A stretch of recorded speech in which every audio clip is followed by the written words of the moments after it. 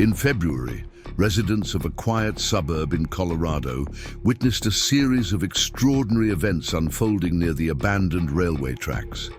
The locals were stunned by what they discovered. They had never seen a German Shepherd in such a desperate condition before.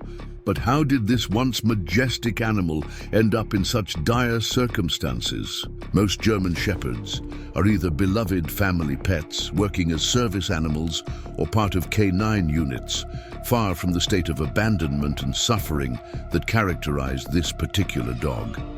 The mystery of how this magnificent creature had fallen into such misfortune puzzled everyone who encountered him. The German Shepherd must have been abandoned or escaped from his previous home, then wandered for weeks, disoriented and struggling to survive in an environment he wasn't equipped to navigate, alone. Perhaps he had been left behind when his family moved, or worse, deliberately abandoned when they could no longer care for him. At some point, the dog likely tried to find his way back to familiar territory, but the unfamiliar streets, hostile elements and lack of food made it increasingly impossible with each passing day. This once proud canine was about to embark on a journey that would transform not just his life, but also the life of a man who had nearly given up on his own healing. The intersection of their paths would create ripples that neither could have anticipated in their darkest hours. After days, perhaps even weeks of wandering, the German Shepherd arrived in an unfamiliar neighborhood, vastly different from whatever home he had known before. Survival was the only thought driving his weakened body forward. Upon reaching the outskirts of the suburban community, he collapsed near a dilapidated shed by the old railway tracks, his vigilant eyes scanning the unfamiliar surroundings. The dog had traveled an estimated 40 miles from wherever he had started. Based on later veterinarian assessments of his paw pads and physical condition, desperate for nourishment, the German Shepherd had repeatedly attempted to hunt small animals or scavenge from trash cans, but found little success. His ribs protruded prominently through his once lustrous coat, now matted and dull from neglect and malnutrition. The environment was hostile in ways the domesticated animal couldn't comprehend. Traffic posed constant danger. Other territorial strays defended their scavenging grounds aggressively, and humans mostly shooed him away with fearful gestures. The dog hesitated to approach the residential areas despite smelling food from nearby homes. His instincts, still sharp despite his weakened state, warned him about the unpredictability of human interaction. German Shepherds typically form strong bonds with their human families, but this one had either experienced betrayal or become wary through weeks of surviving alone. Though venturing closer to people represented risk, hunger and exhaustion drove him forward with faltering steps. Nearby, the German Shepherd noticed a small, weathered house set apart from the others, with a fenced yard and the scent of freshly cooked meat wafting from an open window.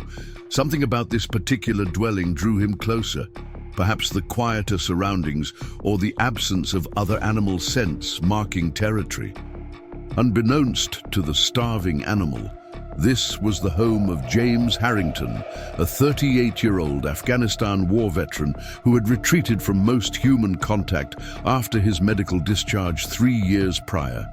Exhausted from his arduous journey and weakened by hunger, the German Shepherd collapsed near the side gate of James's fence, his emaciated body trembling with each labored breath. His once alert expression had given way to one of resignation and despair, almost as if he had reached the end of his strength and was surrendering to whatever fate awaited him.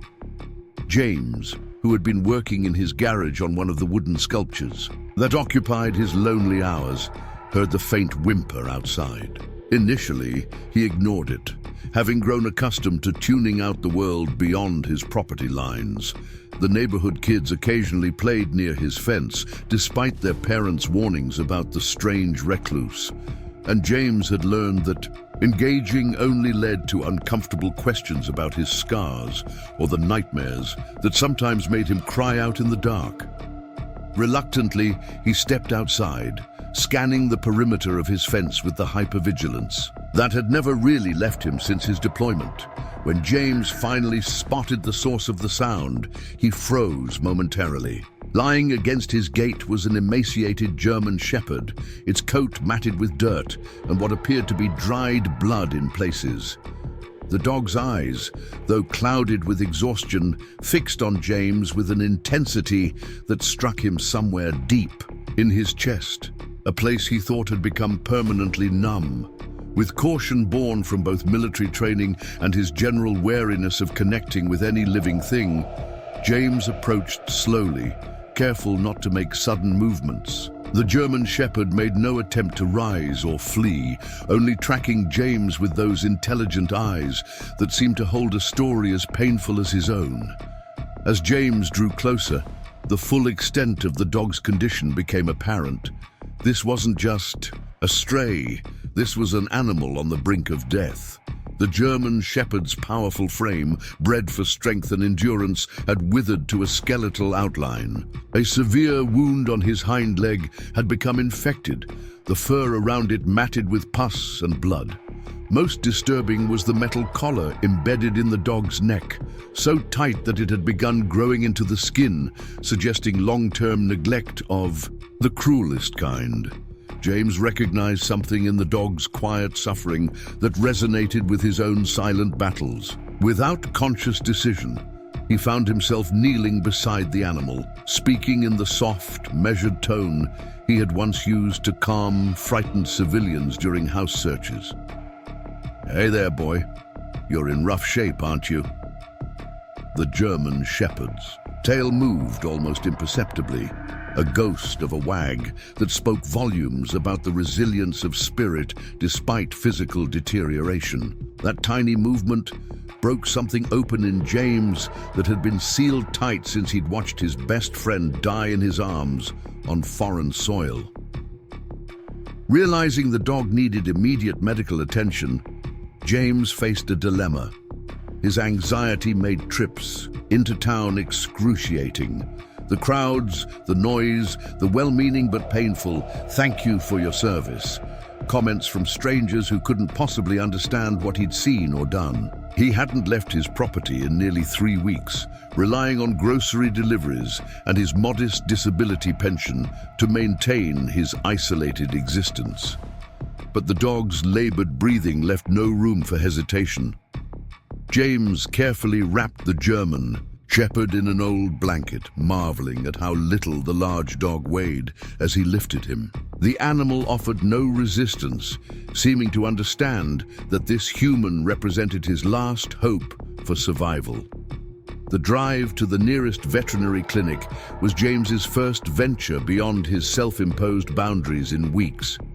His knuckles turned, white on the steering wheel as he navigated the suburban streets, breathing techniques from his therapy sessions, barely keeping his anxiety at bay. Beside him on the passenger seat, secured as carefully as possible, the German shepherd drifted in and out of consciousness.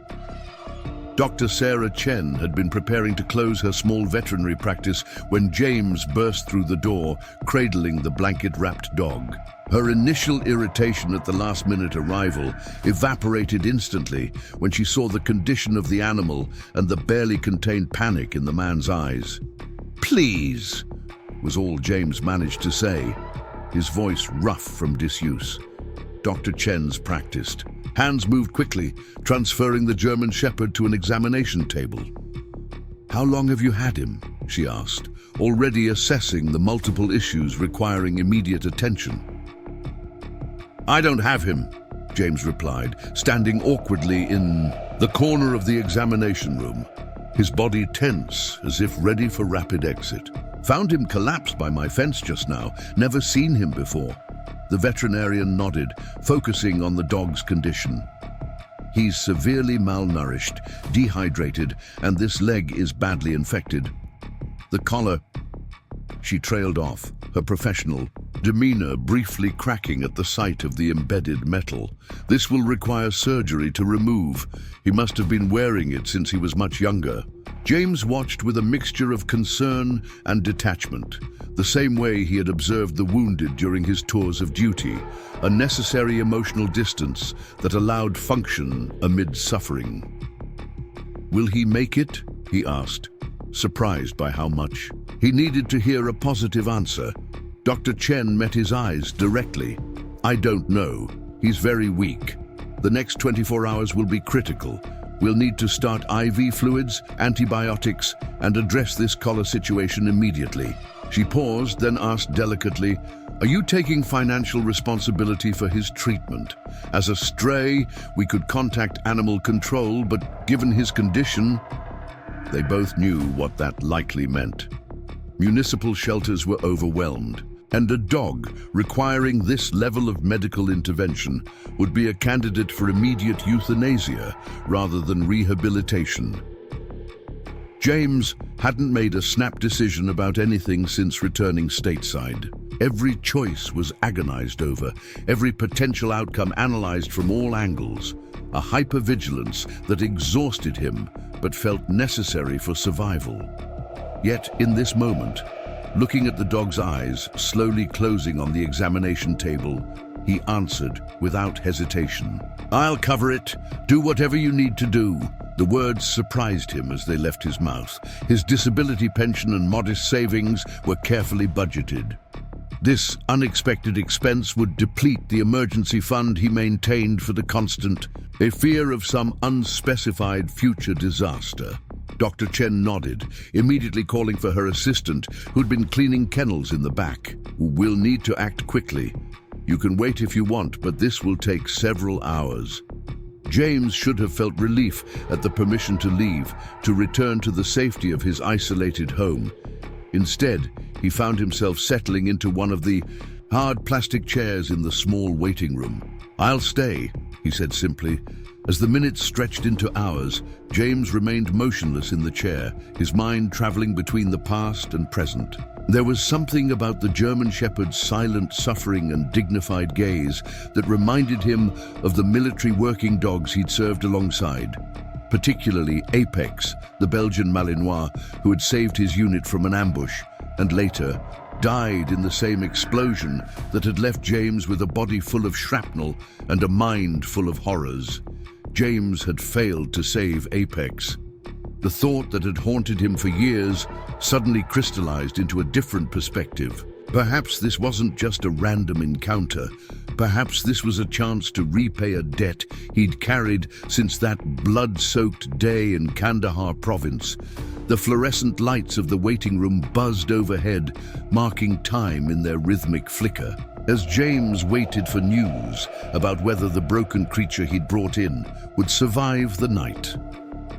It was nearly midnight when Dr. Chen emerged from the surgical area, her scrubs showing evidence of the intensive procedure she'd performed. The fatigue in her eyes was balanced by the cautious optimism in her voice as she approached James, who had remained in the same rigid position for the past 4 hours. "He made it through the surgery," she said, settling into the chair beside him. "We removed the embedded collar, cleaned the wound, and started treating the infection in his leg. He's stabilized for now, but he's still critical." James nodded, absorbing the information with the same focused attention he'd once given mission briefings. "What's the prognosis?" he asked, the military terminology slipping out unconsciously. Dr. Chen's lips curved slightly at the phrasing. "He's fighting hard. The next 72 hours will tell us more about his chances for recovery. The good news is that despite everything, his organs appear to be functioning properly. The bad news is that he's severely malnourished and the infection had begun to spread. The embedded collar caused significant tissue damage that will require ongoing treatment." She hesitated before continuing, studying James's impassive face. "There's something else you should know. During our examination, we found a microchip." James's expression sharpened. "So he belongs to someone." "Technically, yes, but the information is complicated. The chip identifies him as Sergeant, a service dog trained by Canine Warriors for Veterans Program. According to their records, he was placed with a veteran named Michael Donahue in Colorado Springs 2 years ago. The name meant nothing to James, but the program sounded familiar. Several guys from his unit had received service dogs after their discharge. We tried contacting Mr. Donahue, Dr. Chen continued, but the number listed has been disconnected.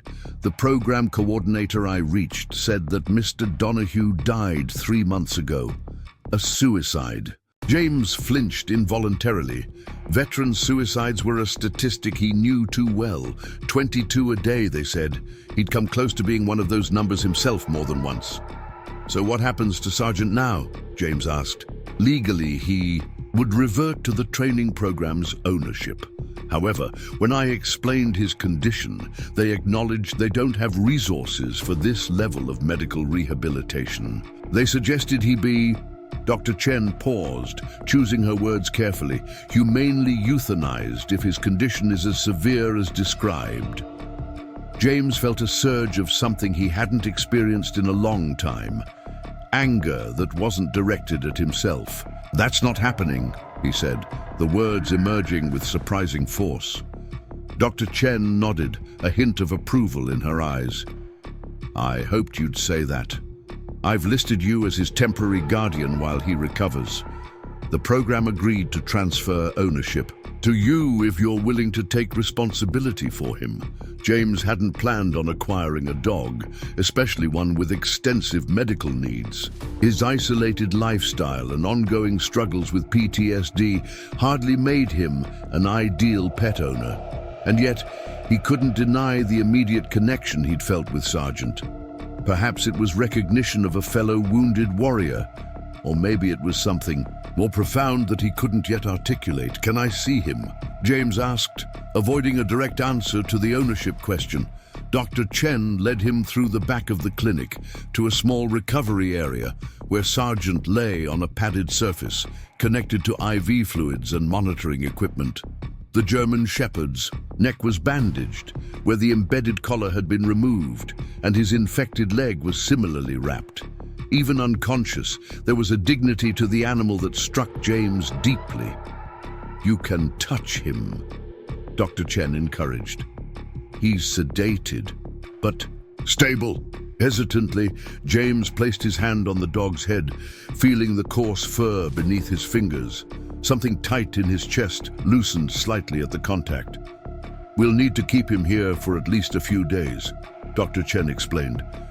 After that, if he continues to improve, he'll need a quiet place to recover, regular medication, and careful rehabilitation. I can provide that, James said, surprising himself again with the certainty in his voice. Dr. Chen smiled. I thought you might. Here's my card with my cell number. Call me anytime if you have questions. I'll be here monitoring him overnight. James reluctantly left the clinic with a list of supplies he would need to prepare his home for Sergeant's eventual arrival.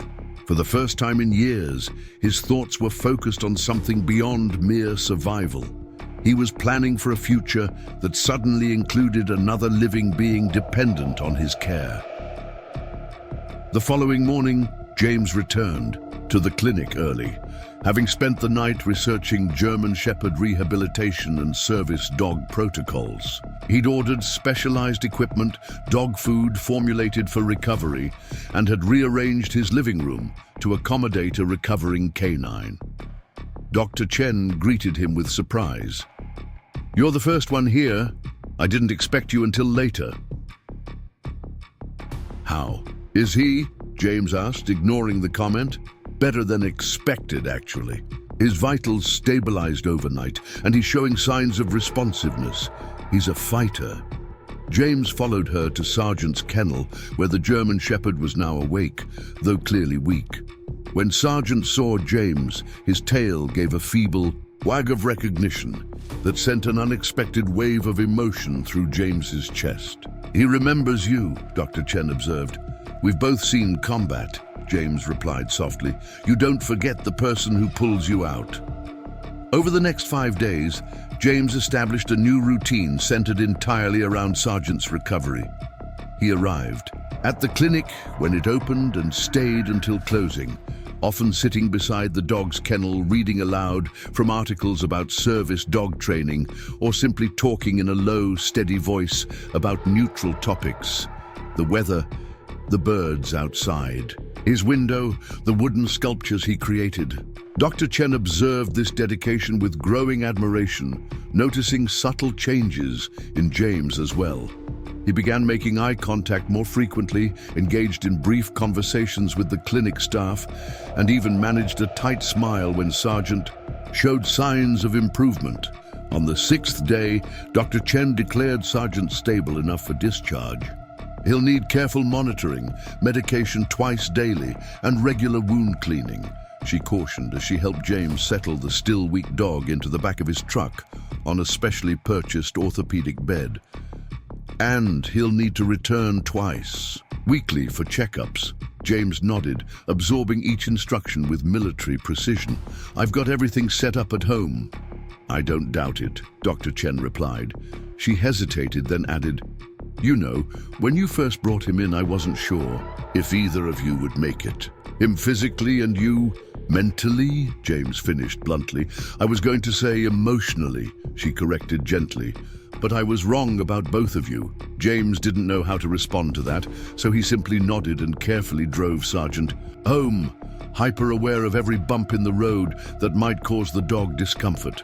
Adapting his isolated routine to include Sergeant's care gave James a purpose he'd been lacking since his discharge. The German Shepherd required medication at precise times, gentle physical therapy to maintain muscle tone in his wounded leg, and specialized nutrition to rebuild his strength. James approached these tasks with the same methodical attention to detail he'd once applied to field operations, creating charts and schedules that covered every aspect of Sergeant's recovery. Initially, Sergeant was too weak to do more than lie on the comfortable bed James had prepared in the living room, accepting care with quiet dignity. But as days passed and his strength gradually returned, his personality began to emerge. Despite his ordeal, there was no aggression in him, only a watchful intelligence and a growing attachment to James that manifested in tracking his movements around the house and vocalizing when he left the room. 2 weeks after bringing Sergeant home, James was awakened at 3 a.m. by the sound of thrashing. He found the German Shepherd in the throes of what could only be described as a nightmare, his legs twitching violently and pained whimpers escaping his throat. Without thinking, James lay down beside him on the floor, placing a gentle hand on his side. "It's okay, Sergeant," he murmured. "You're safe now, it's just a bad dream." The irony wasn't lost on him. How many times had he himself jolted awake, sheets soaked with sweat, the echoes of explosions still ringing in his ears? How many times had he longed for someone to tell him it was just a bad dream? Gradually, Sergeant's trembling subsided under James's steady touch. When the dog was finally calm again, James remained on the floor beside him, finding unexpected comfort in the rhythmic sound of Sergeant's breathing. For the first time in years, he slept through the remainder of the night without his own nightmares intruding. The next morning, James called the Canine Warriors for Veterans program, seeking more information about Sergeant's background and training. The program coordinator, a woman named Lisa Martinez, was initially hesitant but warmed when she understood James's intentions. "Sergeant was one of our most promising service dogs," she explained, "particularly for PTSD support and nightmare interruption. He was placed with Michael Donahue after Michael's 3rd suicide attempt. For a while, it seemed to be working. Michael reported fewer nightmares, decreased anxiety in public spaces, and was even considering part-time employment." "What happened?" James asked, watching Sergeant dozing in the morning sunlight streaming through his window. Lisa's voice grew heavy. "We're not entirely sure. Michael became increasingly isolated, stopped attending his VA appointments, and declined our check-in visits. By the time we received notice of his death, Sergeant had already disappeared. The police assumed he'd run away after being alone with Michael's body for potentially several days before discovery. The image hit James with physical force, the loyal dog maintaining vigil beside his person, confused and eventually desperate as no help arrived. It explained so much about Sergeant's condition and the depth of his abandonment. How did he end up so far away? James wondered aloud. German shepherds can travel remarkable distances, especially service-trained ones with their intelligence and resourcefulness, Lisa replied. But honestly, it's something of a miracle that he found you, someone who understood enough to help him. After hanging up, James sat beside Sergeant, gently stroking his improving coat. We both got left behind, didn't we? He murmured, but we're finding our way back. Sergeant lifted his head and rested it on James's knee, his amber eyes conveying a depth of understanding that transcended species. In that moment, James recognized what was happening. This wasn't just about him rescuing a dog. In ways he was only beginning to comprehend, Sergeant was rescuing him too. As April arrived, bringing warmer days and the first hints of spring to Colorado, Sergeant's physical transformation was remarkable. The raw wound on his neck had healed into a ring of scar tissue, partially hidden by the regrowth of his thick fur. His once protruding ribs were now covered with healthy muscle, and his coat had regained its lustrous black and tan coloration. Even his injured leg showed improvement, though he still favored it when tired or after extended exercise. The physical changes, impressive as they were, paled in comparison to the emotional bond that had formed between the German shepherd and James. What had begun as a rescue born of compassion had evolved into something far more complex and mutually healing. During their 6th follow-up visit, Dr. Chen watched with satisfaction as Sergeant sat calmly beside James in the examination room, a stark contrast to the dying animal they had urgently operated on nearly 2 months earlier. His recovery has exceeded all my expectations, she said, running her hands expertly along Sergeant's frame. You've done an exceptional job with his rehabilitation, James. James nodded, uncomfortable with the praise, but undeniably proud of Sergeant's progress. He's done most of the work himself. I just provided the food and medication. Dr. Chen gave him a knowing look. We both know it was much more than that. She hesitated before continuing. I've been meaning to ask, have you noticed any of his service dog training manifesting? The question caught James off guard. While he'd learned about Sergeant's background as a service dog for another veteran with PTSD, he hadn't considered that those specialized skills might remain intact despite the trauma the dog had endured. What do you mean exactly? He asked. Service dogs for veterans with PTSD are trained for very specific interventions, Dr. Chen explained. Nightmare interruption, anxiety detection, creating physical space in crowded environments, grounding during flashbacks, all precisely tailored to their handler's needs. That training represents thousands of hours of specialized work. It wouldn't necessarily disappear, even after what Sergeant's been through. James considered her words carefully.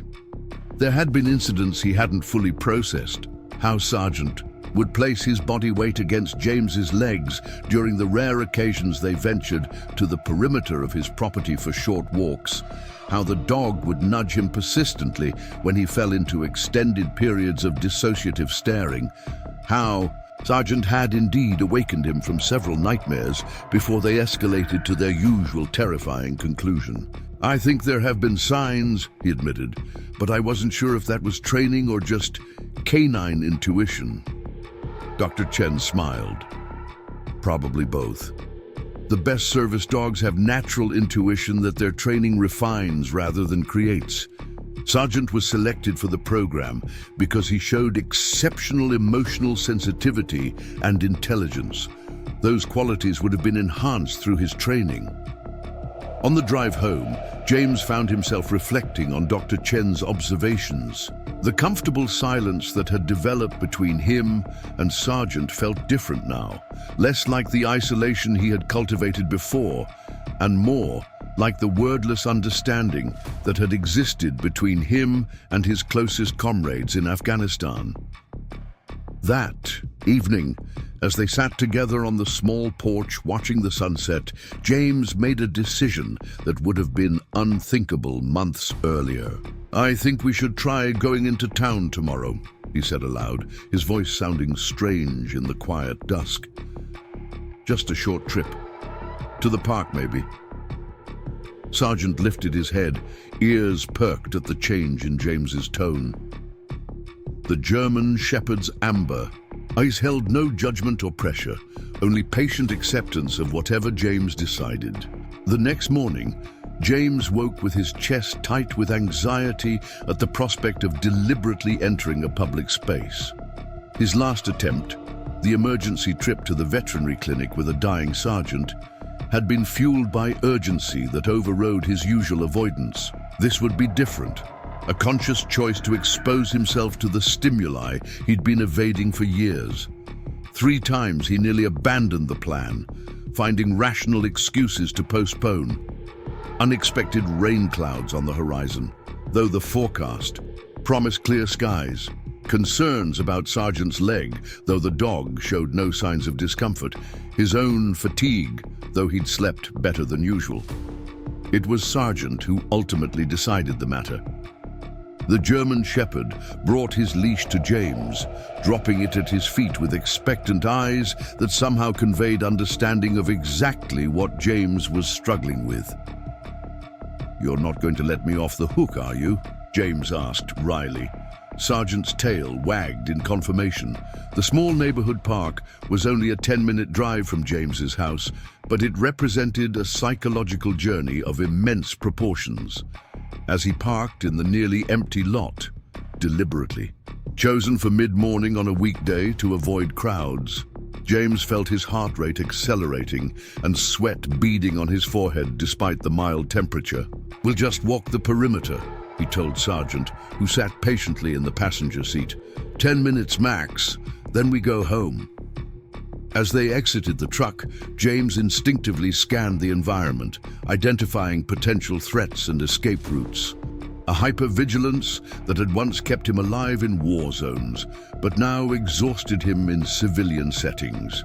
Sergeant remained close by his side, his body posture alert but calm, creating a buffer between James and the open spaces of the park. They had barely taken 20 steps when James felt the familiar tightening in his chest that signaled the onset of a panic attack. His vision began to tunnel, his breathing became rapid and shallow, and the urge to flee overwhelmed his rational mind. He stopped abruptly, frozen in place by the collision of fear and shame. Sergeant reacted immediately, pressing his substantial weight against James's legs and looking up with focused attention. The pressure was grounding, an anchor in the storm of anxiety threatening to sweep James away. When James remained rigid, Sergeant nudged his hand firmly, then again with more insistence. The physical contact penetrated the encroaching panic. James found himself automatically burying his fingers in Sergeant's thick fur, feeling the solid warmth of the dog beneath his trembling hand. Gradually, his breathing slowed to match the steady rise and fall of Sergeant's ribcage. "I'm okay," James whispered, more to himself than to the dog.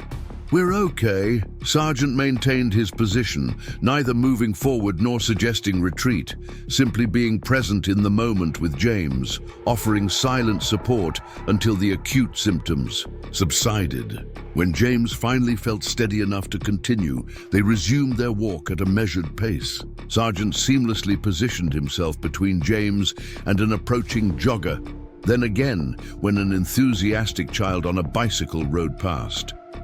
The German Shepherd's body language communicated clear boundaries without aggression, creating invisible but effective space around them.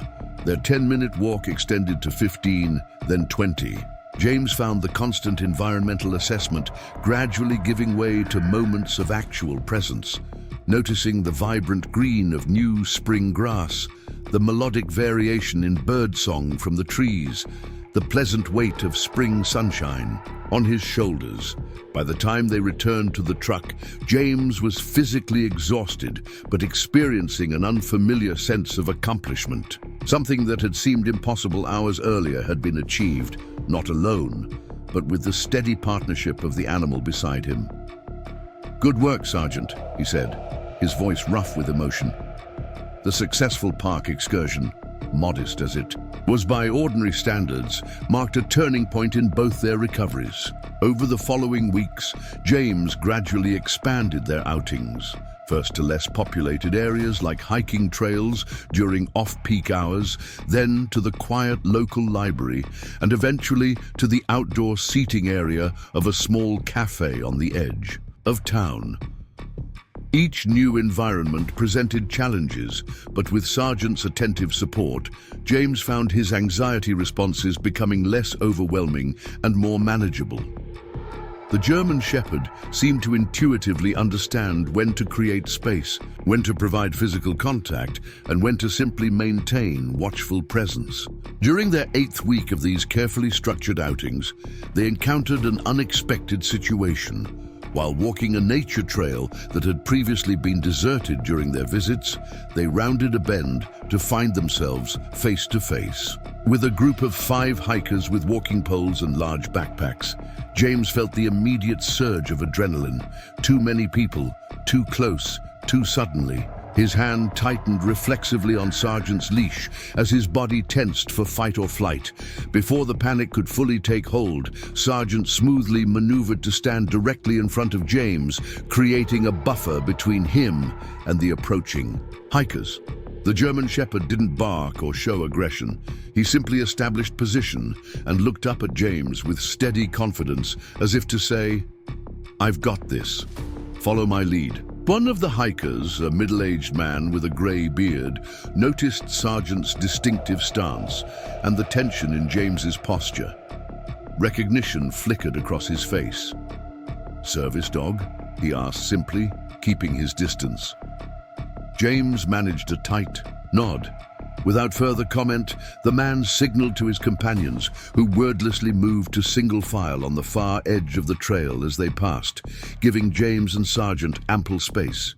No questions, no prolonged eye contact, no well-intentioned but intrusive conversation. Just respect for the boundaries being communicated. "Appreciate it," James said as they passed, the words feeling inadequate but important. The bearded man offered a brief salute, one veteran recognizing another, before continuing on with his group. When they were alone again on the trail, James crouched down to Sergeant's level, overwhelmed by what had just occurred. "You're still on duty, aren't you?" he asked softly, meeting the German Shepherd's intelligent gaze. "Just with a new assignment." Sergeant responded by gently placing a paw on James's knee, the gesture somehow more human than canine in its deliberate comfort. That evening, James called Lisa Martinez at the Canine Warriors for Veterans program. When she answered, he introduced himself formally. "This is James Harrington.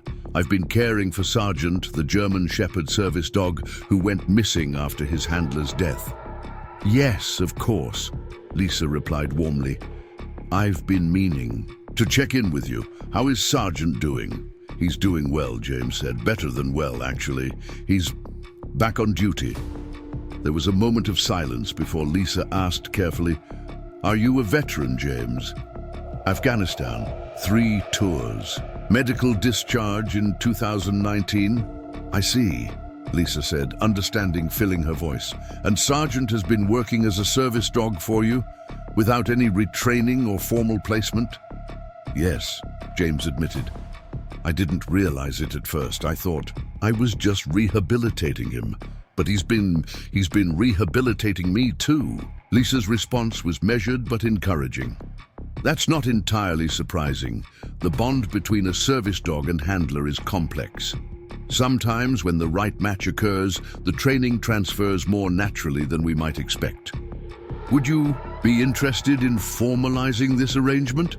We could provide documentation, additional specialized training if needed, and ongoing support. James looked across the room, where Sergeant lay on his bed, alert even in rest, his eyes tracking James's movements with attentive devotion. "Yes," he said, the decision feeling right in a way few things had since his return from combat. "I think we both would." By early summer, the transformation in both James and Sergeant had become evident to anyone who encountered them. The emaciated, dying German Shepherd had blossomed into a magnificent example of his breed, powerful, alert, and carrying himself with the quiet confidence that characterized well-trained service animals. The change in James was equally profound, though less visible to casual observers. The paralysis of his isolation had given way to cautious but consistent engagement with the world beyond his property lines. Lisa Martinez from Canine Warriors for Veterans had been instrumental in formalizing Sergeant's status as James's official service dog. She arranged for a certified trainer to visit them at home, assessing Sergeant's retained skills and identifying areas where refresher training might benefit both dog and handler. He's maintained an impressive amount of his original training, the trainer, Miguel Santos, had observed during their third session. "The bond you've established has essentially created a foundation for his service instincts to rebuild upon." James had nodded, watching Sergeant perform a perfect block maneuver to create space between him and a simulated approach. "He knew what I needed before I did," he admitted. "When I thought I was rehabilitating him, he was already working." Miguel smiled. "That's the magic of these partnerships when they click. It becomes impossible to say who's helping whom." The formal recognition of their relationship had practical benefits that expanded their world further. With Sergeant now wearing an official service dog vest and James carrying proper documentation, they could legally access places that would have been overwhelming for James alone. Grocery stores during quiet hours became possible, as did necessary. Medical appointments at the VA that James had been avoiding for over a year. Dr. Chen continued to monitor Sergeant's physical recovery, though their visits had decreased to monthly checkups. During their most recent appointment, she had commented on the profound connection evident between them. "You know, in veterinary school they teach us to maintain professional distance," she'd said, watching how Sergeant positioned himself protectively at James's side, even in the familiar environment of the examination room. "But cases like yours remind me why I became a vet in the first place. You've given each other a second chance at life." James had felt uncharacteristically comfortable accepting her observation. "We found each other at the right time," he agreed. "Simply today marked a significant milestone in their journey together." James had agreed to speak with a small group of veterans at the local VA center about his experience with Sergeant. The invitation had come through Lisa, who thought their story might inspire other veterans struggling with PTSD to consider the service dog program. James's initial instinct had been immediate refusal. Public speaking had never been his strength. Even before his combat experiences had left him hyper-vigilant in group settings. But after discussing it with his newly reinstated VA therapist, appointments he now attended regularly with Sergeant by his side, he'd reluctantly agreed to a brief, informal talk with strict parameters. No more than 10 veterans in attendance, a familiar VA staff member to facilitate, and the freedom to leave if the situation became overwhelming. As James parked in the VA center lot, he felt the familiar tightening in his chest that signaled rising anxiety. Sergeant, attuned to these physiological shifts, immediately placed a paw on his leg, drawing James's attention away from spiraling thoughts. "Thanks, buddy," James murmured, focusing on Sergeant's steady presence. "Just 10 minutes. We can handle." 10 minutes, Inside, the small conference room had been arranged as promised, chairs in a loose circle rather than formal rows, water and coffee available, but no elaborate refreshments that might create social pressure, and exactly 8 veterans, and plus the facilitator, a PTSD counselor named Marcus, whom James knew from his own therapy sessions. "Thanks for coming, James." Marcus greeted him warmly, but without excessive enthusiasm that might heighten his discomfort. "And Sergeant too, of course. We're keeping this casual, as discussed. Just share whatever parts of your experience feel uncomfortable." James nodded, taking a seat where he could keep his back to the wall and maintain clear sight of the door. Accommodations for his hyper-vigilance that were understood without judgment in this setting. Sergeant settled beside his chair, alert but relaxed. Marcus began with a brief introduction, explaining service dog programs for veterans without dwelling on clinical terminology. When he invited James to share his experience, the room fell into attentive silence. James had rehearsed a short, factual account of finding Sergeant and their subsequent journey. What emerged instead, to his own surprise, was a more raw and honest narrative. "I wasn't looking to be saved," he began quietly. "I'd convinced myself I was managing, but the truth was, I'd just gotten skilled at existing rather than living. My world had shrunk to the size of my property lines. I hadn't spoken to another human being in person for 19 days when I found Sergeant dying by my fence." As James continued, describing the German Shepherd's desperate condition and his own reluctant decision to intervene, he noticed one of the younger veterans in the circle discreetly wiping tears. Rather than causing discomfort, the man's emotional response somehow made the space feel safer for vulnerability. "I thought I was the rescuer," James said, looking down at Sergeant, who maintained vigilant attention to his stress levels. "I had this narrative in my head about saving this animal, giving him a second chance. It took me weeks to realize that he was actually saving me, one day at a time, one small step beyond my comfort zone at a time." James described their gradual ventures into public spaces, how Sergeant's intuitive responses to his anxiety had slowly expanded his world again, and the formal recognition of their service dog partnership.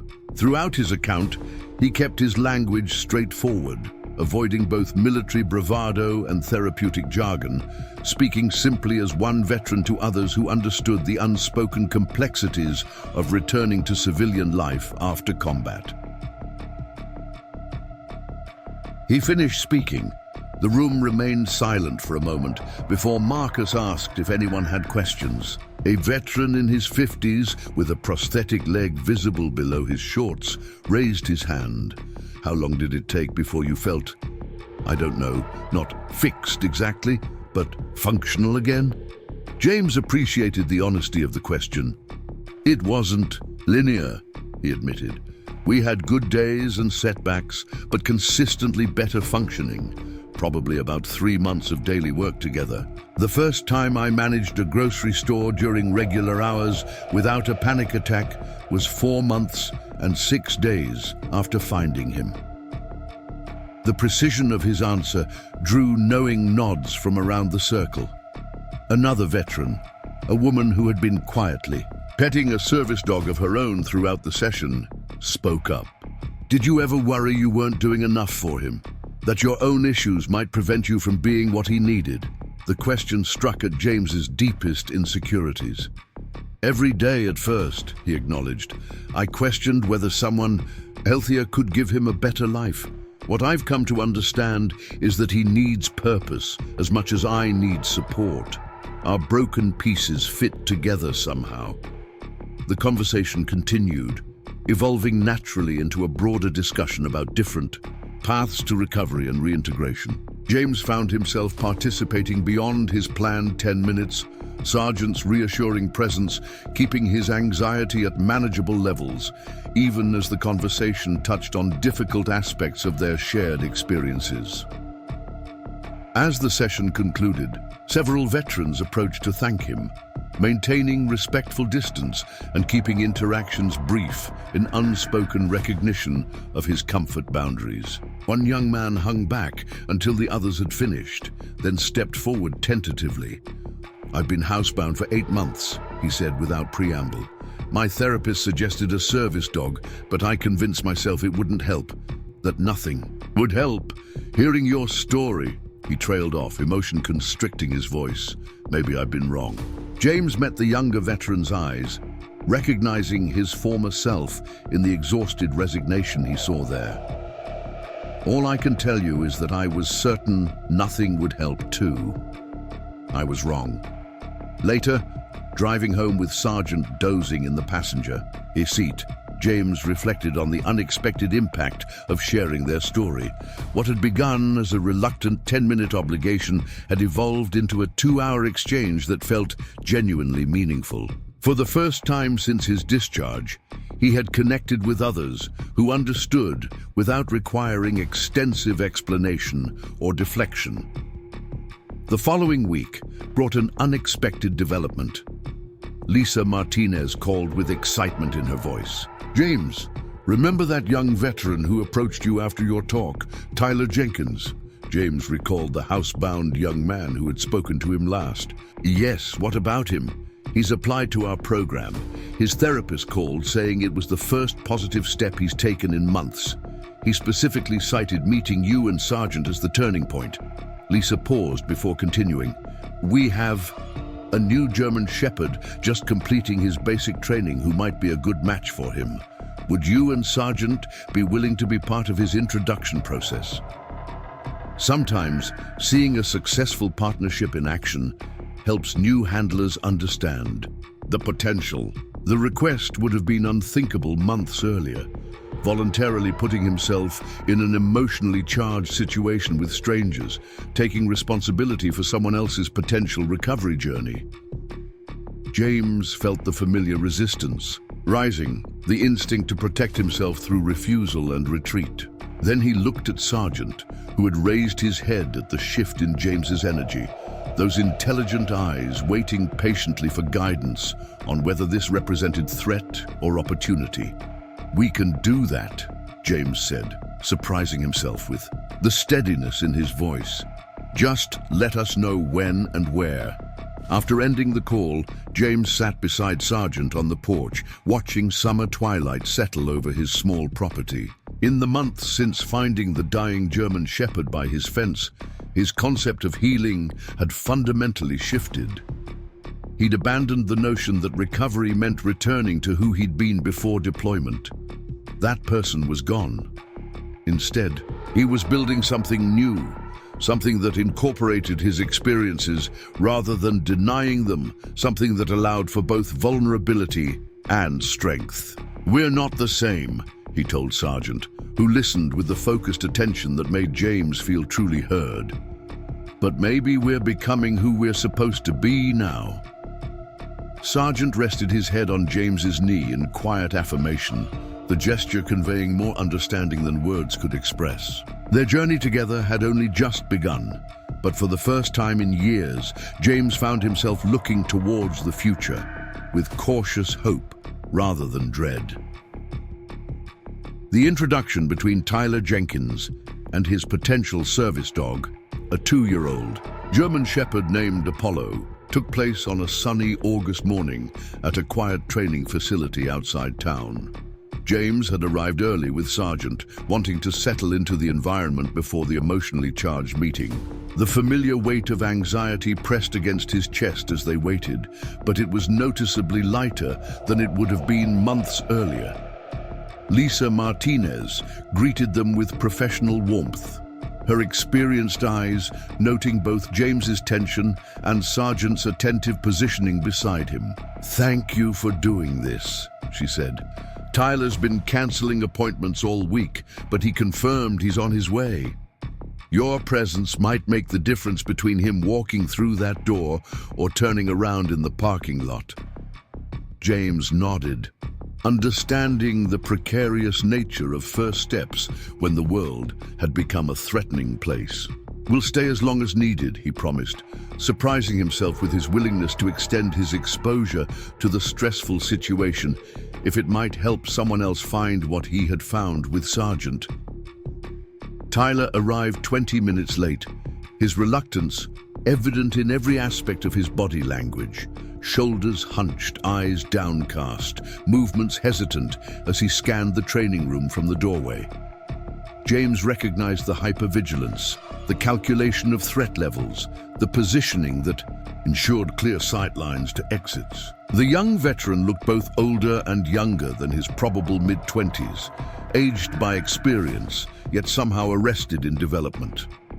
Lisa made gentle introductions, careful not to overwhelm Tyler with too much information or social pressure. "You remember James and Sargent from the VA Center," she said simply. "They're here to demonstrate how partnerships develop over time. No expectations, just observation today." Tyler nodded, his gaze lingering on Sargent rather than meeting James's eyes directly. "Thanks for coming," he managed, the words sounding rehearsed but sincere. "Glad you made it," James replied, deliberately keeping his response brief to avoid overwhelming the younger veteran. Miguel Santos, the trainer who had worked with James and Sargent, entered from a side door leading a handsome German shepherd whose alert posture and intelligent expression reminded James of Sargent at a younger age. "This is Apollo," Miguel announced, maintaining enough distance that Tyler didn't feel pressured for immediate interaction. "He's completed his basic service dog training and is ready for specialized work with a handler." Tyler stared at Apollo with a complex mixture of longing and fear. "He's bigger than I expected," he said uncertainly. James recognized the comment for what it was, not really about the dog's size, but about the magnitude of change accepting a service dog would represent. "Sargent seemed huge when I first brought him home," he offered. "Now I can't imagine the space without him filling it." The subtle shift of focus from the dog's physical size to the emotional space he occupied seemed to resonate with Tyler, whose posture relaxed slightly. Lisa suggested they begin with a simple demonstration of Sargent's service work. James and Sargent moved to the center of the training room, demonstrating the basic commands and responses that structured their daily interactions. James deliberately included scenarios that triggered mild anxiety responses, showing how Sargent provided, grounding through physical contact and positioning. "The training is important," James explained as Sargent performed a perfect block between him and Miguel, who was role-playing an intrusive stranger. "But there's something beyond training that happens when you find the right match. They develop an intuition about what you need, sometimes before you know yourself." Tyler watched with increasing engagement, his initial reluctance giving way to cautious interest. When Lisa suggested he might want to observe Apollo's training capabilities, he nodded with greater confidence than he'd shown since arriving. Miguel put Apollo through a series of demonstrations similar to what Sargent had performed, explaining each action and its purpose in supporting a handler with PTSD. "Apollo has a particularly strong instinct for nightmare interruption and anxiety de-escalation," he noted. "He's been excelling in detecting subtle physiological changes that precede panic attacks." For the first time, Tyler spoke without being prompted. "How does that work exactly? The nightmare thing?" James answered before the professionals could, sensing that Tyler needed to hear from someone who had experienced it rather than someone who had trained it. "Sargent can detect changes in my breathing and heart rate during the early stages of a nightmare. He's trained to apply gentle pressure, usually his head on my chest or his body against mine, and to continue until I wake or the nightmare subsides. Sometimes just his weight is enough to ground me before the dream becomes a full flashback." The honesty in James's description, the implicit acknowledgement of his own vulnerability, created space for Tyler to ask the questions that really concerned him.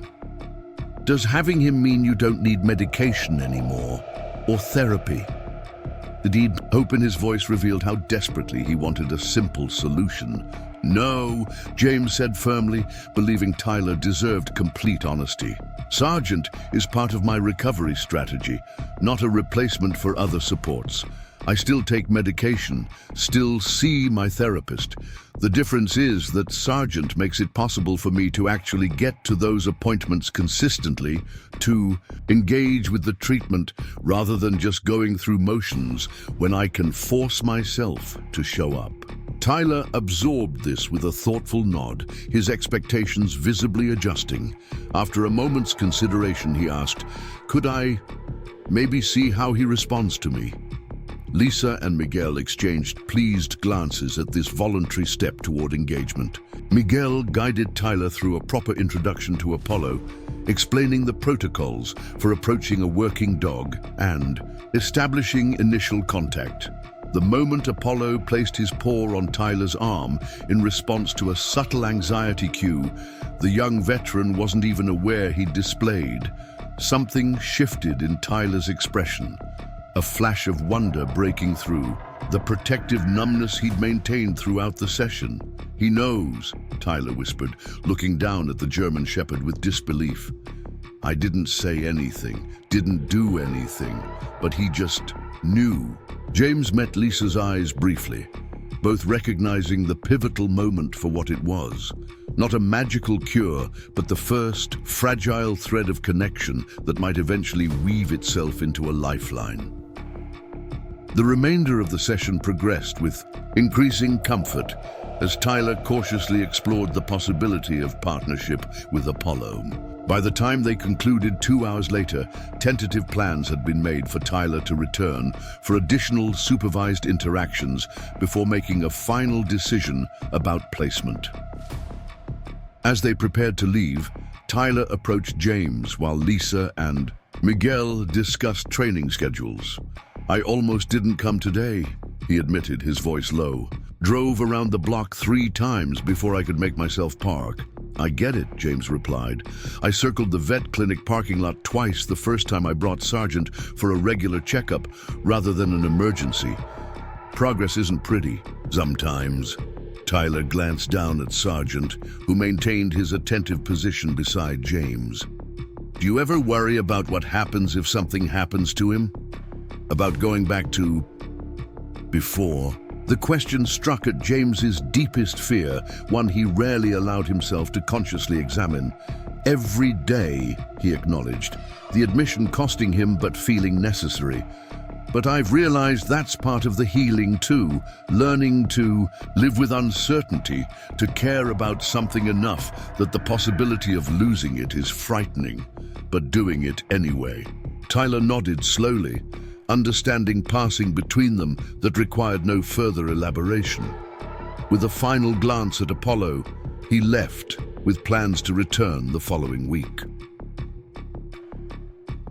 On the drive home, James found himself reflecting on how far they had come, not just in the literal miles Sergeant had traveled from dying by his fence to thriving as his service partner, but in the emotional distance James himself had traversed from isolated survival to tentative re-engagement with the world and others. The following morning brought unexpected news. Lisa called early, her voice containing barely restrained excitement. "Tyler came back this morning, James. On his own, unscheduled. He asked to see Apollo again and spent 2 hours working with Miguel on basic handling techniques. He's decided to move forward with the placement process." The rapid progress surprised James, who had expected Tyler's journey to mirror his own halting, 2 steps forward, 1 step back approach to change. "That's great news," he said sincerely. "Something must have really clicked for him yesterday. It was seeing you and Sergeant," Lisa explained. "He told Miguel that watching someone like him, his words functioning with a service dog, made it seem possible in a way that all our program literature and professional assurances couldn't. You gave him something our entire organization couldn't provide, a genuine hope from someone who's walked the same path." After the call ended, James sat on his porch with Sergeant beside him, contemplating this unexpected impact of their story on another's journey. For so long, he had viewed his combat experiences and subsequent struggles as rendering him damaged and diminished. The possibility that these very experiences might now allow him to reach someone unreachable through other means suggested a different narrative, one where pain transformed rather than merely destroyed. Late September brought cooler temperatures and an invitation that would have been unthinkable months earlier. The Canine Warriors for Veterans program was holding a small graduation ceremony for recently placed service dogs and their handlers, including Tyler and Apollo. Lisa had asked if James would consider saying a few words about the transformation possible through these partnerships. Standing at the edge of the community center where the ceremony would take place, James felt the familiar tightening in his chest that signaled anxiety. Sergeant immediately pressed against his leg, providing the grounding pressure that helped regulate his nervous system response. The difference now was that James recognized the anxiety without being consumed by it, acknowledging its presence while still choosing to move forward. Inside, approximately 30 people had gathered, handlers with their service dogs, family members, program staff, and supporters. James spotted Tyler in the front row, Apollo lying attentively at his feet. The young veteran looked markedly different from their first meeting, his posture more open, his eyes making brief but real contact with those around him. Not transformed entirely, not cured, but visibly engaged in the process of reclaiming his life. When Lisa introduced James and invited him to speak, he moved to the small podium with Sergeant beside him, drawing strength from the German Shepherd's steady presence. Public speaking had never been his strength, even before combat had rewired his nervous system to perceive crowds as potential threats. Yet, as he looked out at the faces before him, many bearing the subtle markers of shared experiences that veterans recognized in one another, he found words coming more easily than expected. 9 months ago, I found a dying German shepherd collapsed by my fence, he began, his voice steady despite the rapid beating of his heart. I was barely surviving myself, existing rather than living, isolated in a prison of my own making. I told myself I was saving him, but the truth is, we saved each other. As James continued his brief address, he noticed Tyler nodding with understanding, one hand resting on Apollo's head in an unconscious gesture of connection. The sight reinforced James's growing recognition that healing rarely happened in isolation. That recovery, like trauma, rippled outward in ways impossible to fully predict or contain. These partnerships aren't magical cures, James concluded. Looking around at the assembled handlers and dogs, they don't erase what we've experienced or the ongoing work of recovery. What they offer is different, a constant reminder that connection is possible even after the most profound disconnection. That purpose can be found in mutual support, and that sometimes the most healing thing we can do is focus on helping another being thrive. The applause that followed was warm but appropriately restrained, mindful of sensitivities to sudden, loud noises. As James returned to his seat, several veterans nodded to him with the subtle acknowledgement that conveyed respect without requiring direct interaction, a courtesy understood within their community. After the ceremony, Tyler approached with Apollo perfectly positioned at his side. "Your speech was good," he said simply. "Hit on the important stuff without the usual bullshit." James appreciated both the compliment and its unvarnished delivery. "How's it going with Apollo?" Tyler's expression held the complex mixture of progress and ongoing struggle that James recognized intimately. "Hard work, worth it. He got me here. Today would have backed out otherwise." The economy of words conveyed volumes about their developing partnership. "That's what they do," James agreed, looking down at Sergeant. "They make the impossible gradually possible, one day at a time." As autumn painted the Colorado landscape in brilliant hues of gold and crimson, James found himself navigating an unexpected turn in his recovery journey.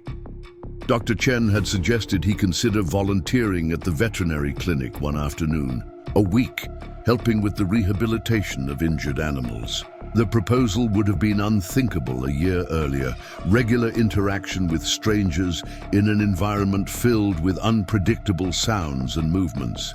Yet with Sargent by his side, James found himself cautiously agreeing to a trial.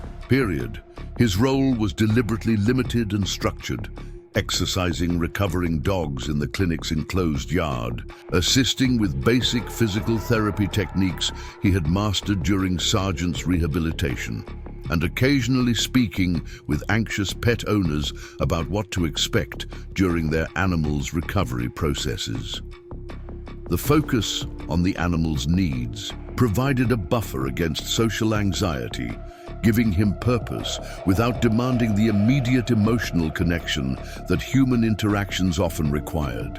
"You have a natural way with them," Dr. Chen observed one afternoon, as James patiently guided a three-legged Labrador through strengthening exercises, Sargent maintaining watchful position nearby. "They trust you. They don't expect conversation," James replied with the dry humor that had gradually re-emerged as his world expanded. "Sets the bar pretty low." Dr. Chen smiled, recognizing the deflection, but appreciating the progress it represented compared to his former stone-faced responses to any personal observation. True, but they're excellent judges of character nonetheless. Animals know when someone understands what it's like to hurt and heal. The volunteer work provided unexpected benefits beyond gradual social reintegration. James discovered that sharing his knowledge about canine rehabilitation gave him a sense of purpose, distinct from his military identity, while still drawing on the discipline and attention to detail that had served him well as a soldier. The gratitude of pet owners when their beloved companions showed improvement offered a different kind of validation than he had experienced before, one based on creation rather than destruction, on healing rather than harm. Tyler and Apollo became regular visitors to James's home, initially under the pretext of seeking advice about service dog handling, but gradually evolving into something that cautiously resembled friendship. Both men remained more comfortable with indirect connection, working together on fence repairs while their dogs played in the yard, discussing training techniques rather than emotions, sharing space without demanding constant conversation.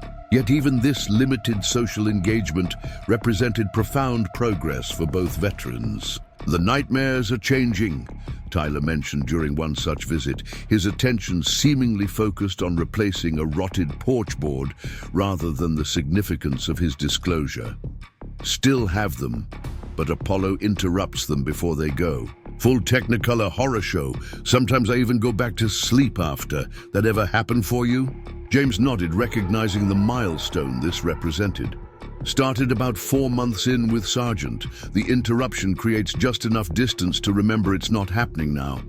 Makes a difference. The simple exchange contained volumes of shared understanding about how recovery progressed, not through elimination of symptoms, but through changing relationship to them, learning to navigate around wounds rather than expecting them to vanish entirely. As winter approached, bringing shorter days and the first dusting of snow to the mountains visible from James's property, Lisa Martinez reached out with an unexpected request. The Canine Warriors for Veterans program had received emergency funding for an expansion project, allowing them to take on additional dogs and veterans in need. They were searching for an experienced handler who might be willing to temporarily foster a promising young German Shepherd undergoing assessment for service. Work. Ordinarily, we wouldn't ask this of someone still in their first year with their own service dog, Lisa explained during her visit to discuss the possibility. But this is an unusual case. The dog, his name is Ranger, was being trained for military working dog selection initially. He washed out of the program not for lack of intelligence or drive, but because he showed stronger aptitude for emotional support responses than detection or protection work. His trainer recognized potential service dog qualities, especially for PTSD support. James considered the request carefully, acutely aware of how such a responsibility would have overwhelmed him 6 months earlier. How long would the fostering period be? 6 to 8 weeks, Lisa replied. Just long enough for us to assess whether he has the temperament for focused service training. You wouldn't be responsible for the specialized training aspects. Miguel would handle those sessions. We're specifically looking for evaluation of his natural responses to anxiety cues, how he adapts to a home environment, and whether he shows the intuitive understanding we've seen in our most successful placements, like Sergeant. James glanced at Sergeant, who had maintained attentive positioning throughout the conversation, alert but relaxed. The German Shepherd had transformed from a dying stray to a vital partner in his ongoing recovery, expanding James's world in ways he had believed impossible. The opportunity to potentially facilitate a similar journey for another veteran and dog seemed both daunting and meaningful. "I'll need to think about it," James said honestly. "Make sure I'm not taking on more than I can handle reliably." Lisa nodded with approval. "That's exactly the responsible answer we were hoping for. Take a few days. Discuss it with your therapist if that helps. We can arrange a meeting with Ranger before you decide." The following week, James visited the training facility with Sergeant to meet the potential foster dog. Ranger was younger than Sergeant by several years, with the lean muscle and intense focus characteristic of dogs bred for working lines. Where Sergeant's demeanor had evolved into the calm confidence of an experienced service animal, Ranger vibrated with barely contained energy and curiosity about his surroundings. Miguel demonstrated some of Ranger's basic obedience and explained his background. He's got all the raw material, intelligence, trainability, and a natural sensitivity to human emotional states. What he needs now is exposure to real-world situations with someone who understands both the service dog requirements and the veteran experience. As James observed Ranger's interactions and responses, he found himself imagining the potential partnerships this young dog might form, the lives that might be transformed as his own had been. The responsibility felt significant but not overwhelming, a challenge he was newly capable of considering. "I'll do it," James decided, watching Ranger immediately alert to a subtle anxiety response in one of the trainers across the room. 6 weeks, with the understanding that if either Sergeant or I find it too disruptive, we reassess. The introduction between Sergeant and Ranger was carefully managed, with both dogs displaying the disciplined temperament that made them suitable for service work. Sergeant maintained his dignity despite Ranger's youthful exuberance, establishing boundaries with quiet authority that the younger dog respected after initial testing. Integrating Ranger into his home required James to implement the structured routine and consistent commands he had learned during Sergeant's rehabilitation and training. The process drew on skills developed during his military service: leadership, clear communication, patience under pressure, but redirected toward creation rather than destruction, toward healing rather than harm. Dr. Chen provided valuable support during the adjustment period, making a house call to check on both dogs and offering practical advice about managing the dynamics between them. "You're doing remarkably well with this," she observed as Ranger performed a perfect downstay despite the distraction of squirrels visible through the window. A year ago, the mere suggestion of taking on this responsibility would have been unthinkable. James acknowledged the truth in her assessment. "A year ago, I could barely take care of myself, let alone another living being. Sergeant changed that equation. Not Sergeant alone, Dr. Chen corrected gently. His presence created opportunity, but you did the work. The fostering experience provided unexpected benefits beyond the satisfaction of contributing to the program that had facilitated his own recovery. Ranger's training needs established a rhythm to James's days that combated the tendency toward isolation that still tempted him during difficult periods. The young dog's requirement for physical exercise expanded James's comfort zone as they ventured to new locations for training scenarios. Most significantly, the temporary responsibility oriented James toward a future beyond his immediate needs. Planning for Ranger's eventual placement, considering what the young dog would need to succeed with his permanent handler. 3 weeks into the fostering period, Lisa visited to assess Ranger's progress. He's responding beautifully to the structured environment you've created, she noted, watching Ranger perform a series of commands with impressive focus despite household distractions. How are you finding the experience? James considered the question thoughtfully.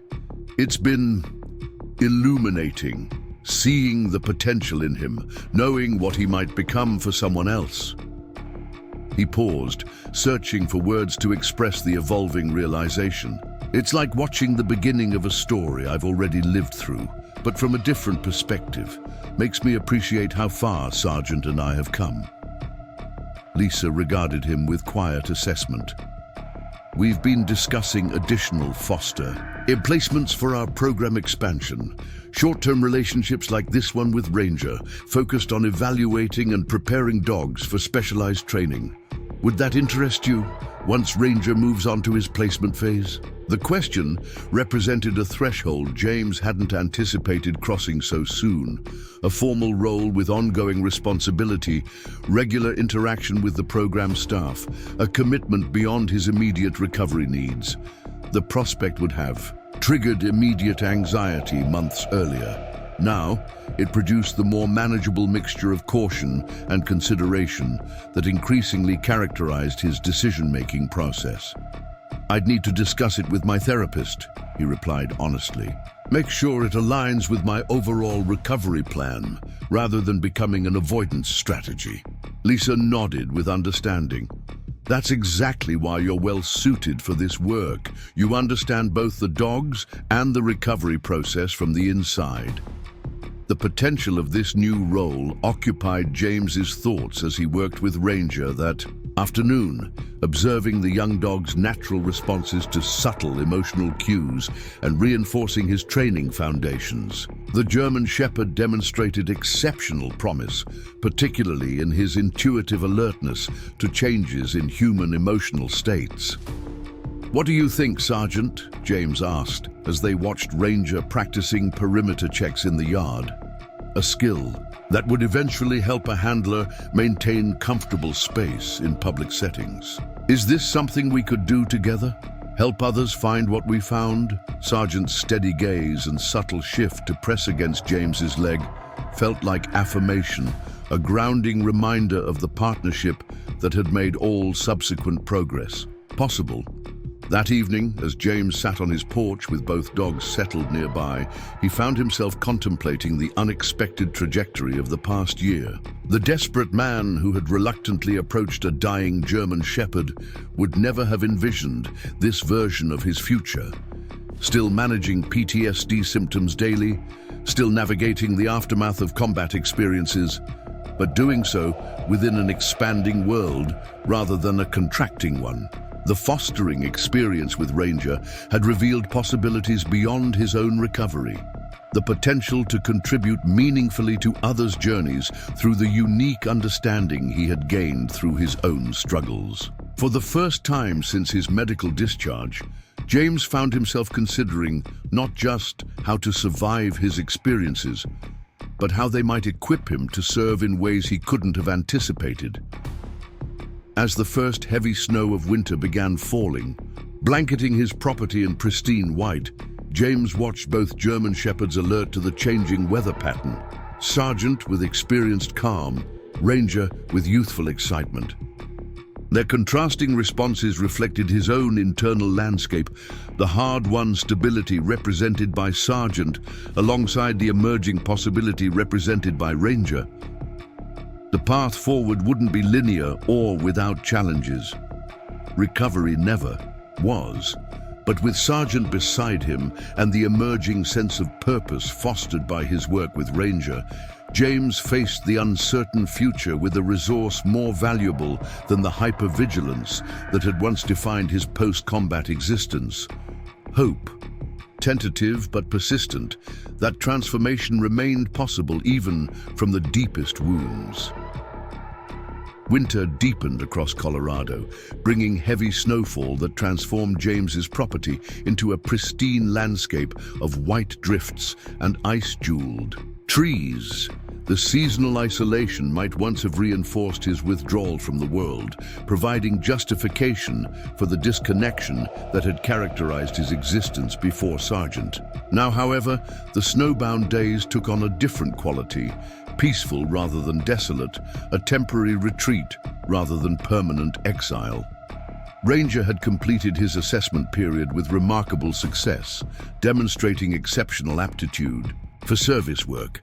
Miguel and Lisa had identified a potential placement with a female Marine veteran recovering from injuries sustained during her third deployment.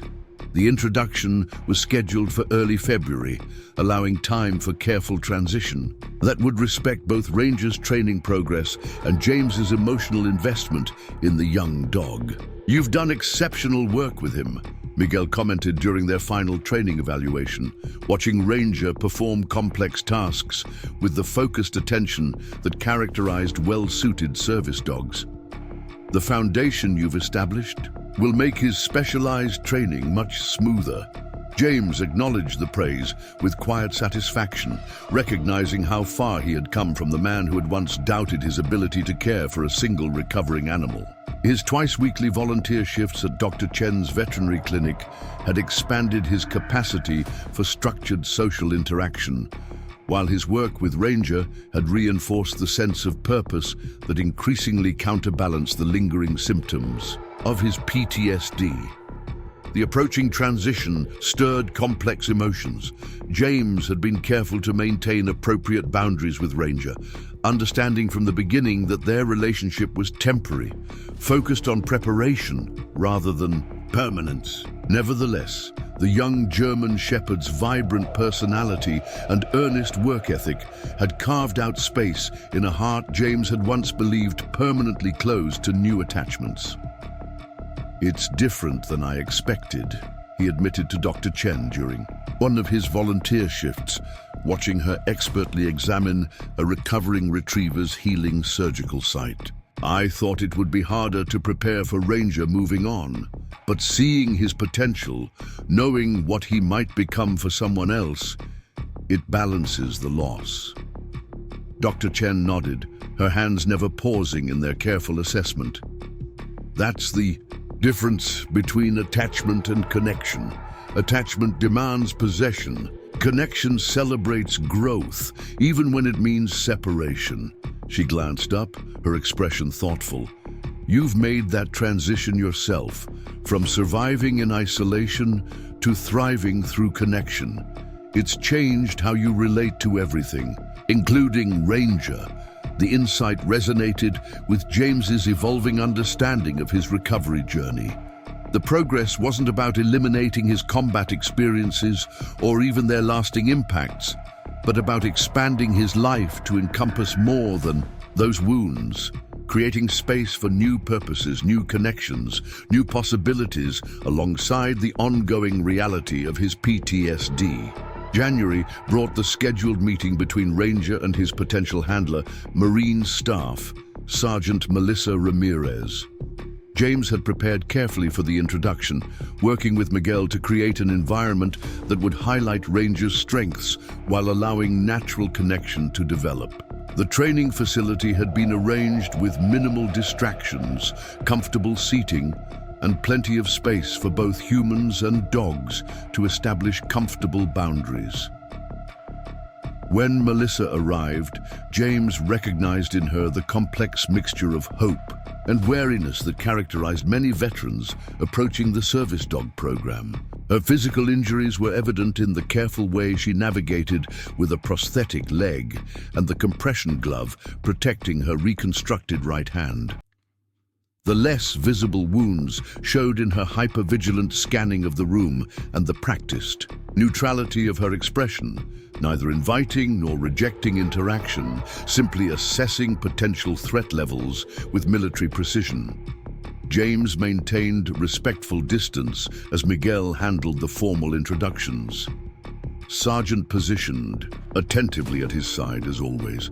He observed the careful choreography as Ranger was brought in, and the initial interactions unfolded between the young German Shepherd and the Marine, who might become his handler.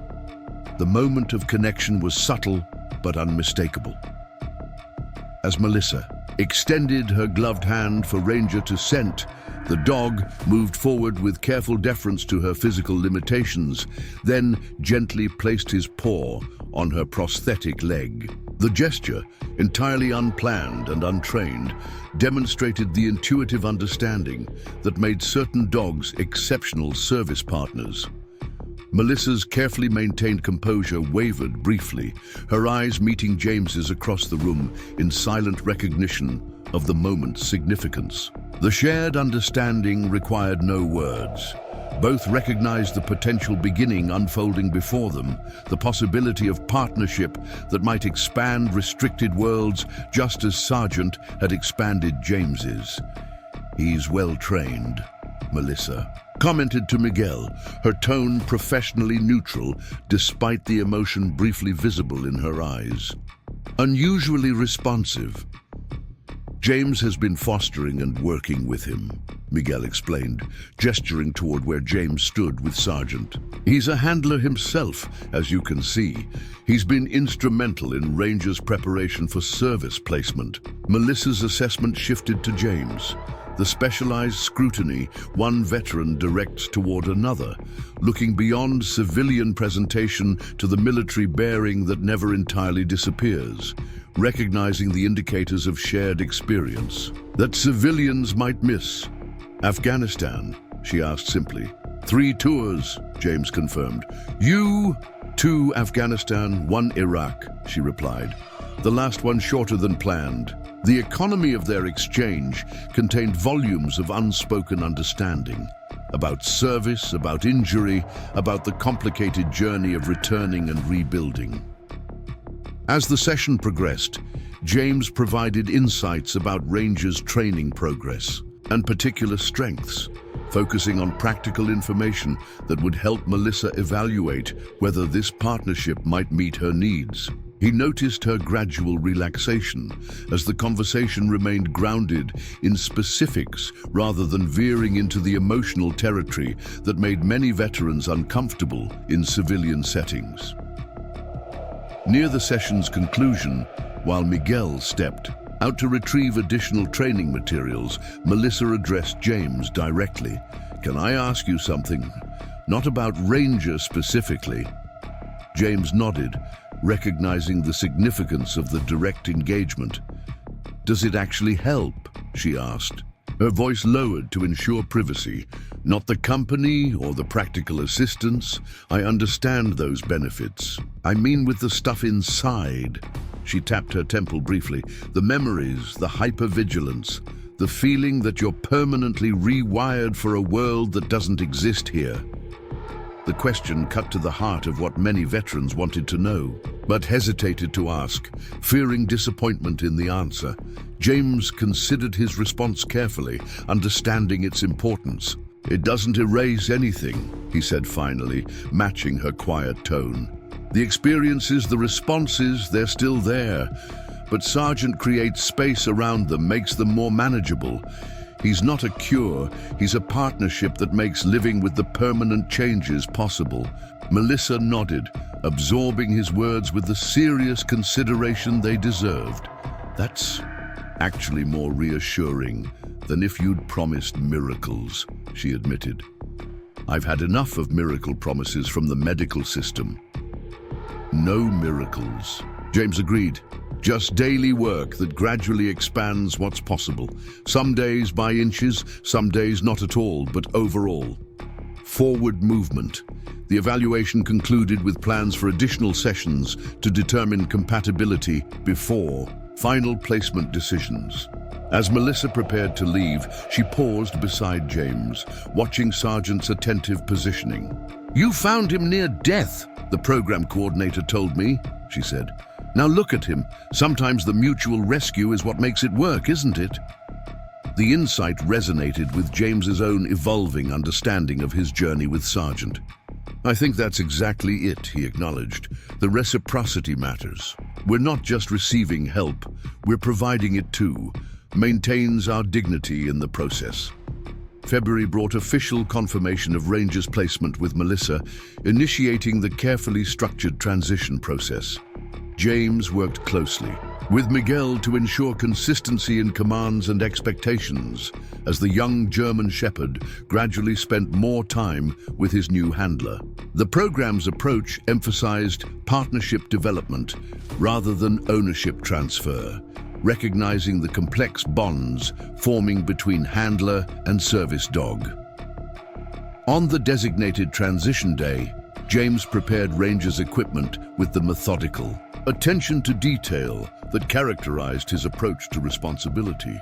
The specialized service vest, lead, and training materials represented both an ending and a beginning, the conclusion of his temporary guardianship and the commencement of Ranger's permanent service partnership.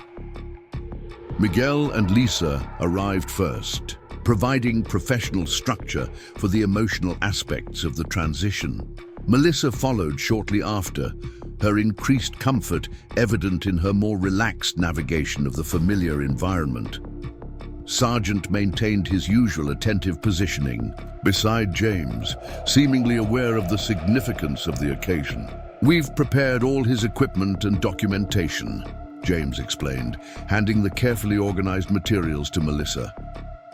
"There's a journal detailing his training progress, response patterns, and daily routine. I've included notes about what environmental factors seem to heighten his alertness and which commands work best for refocusing if he becomes distracted."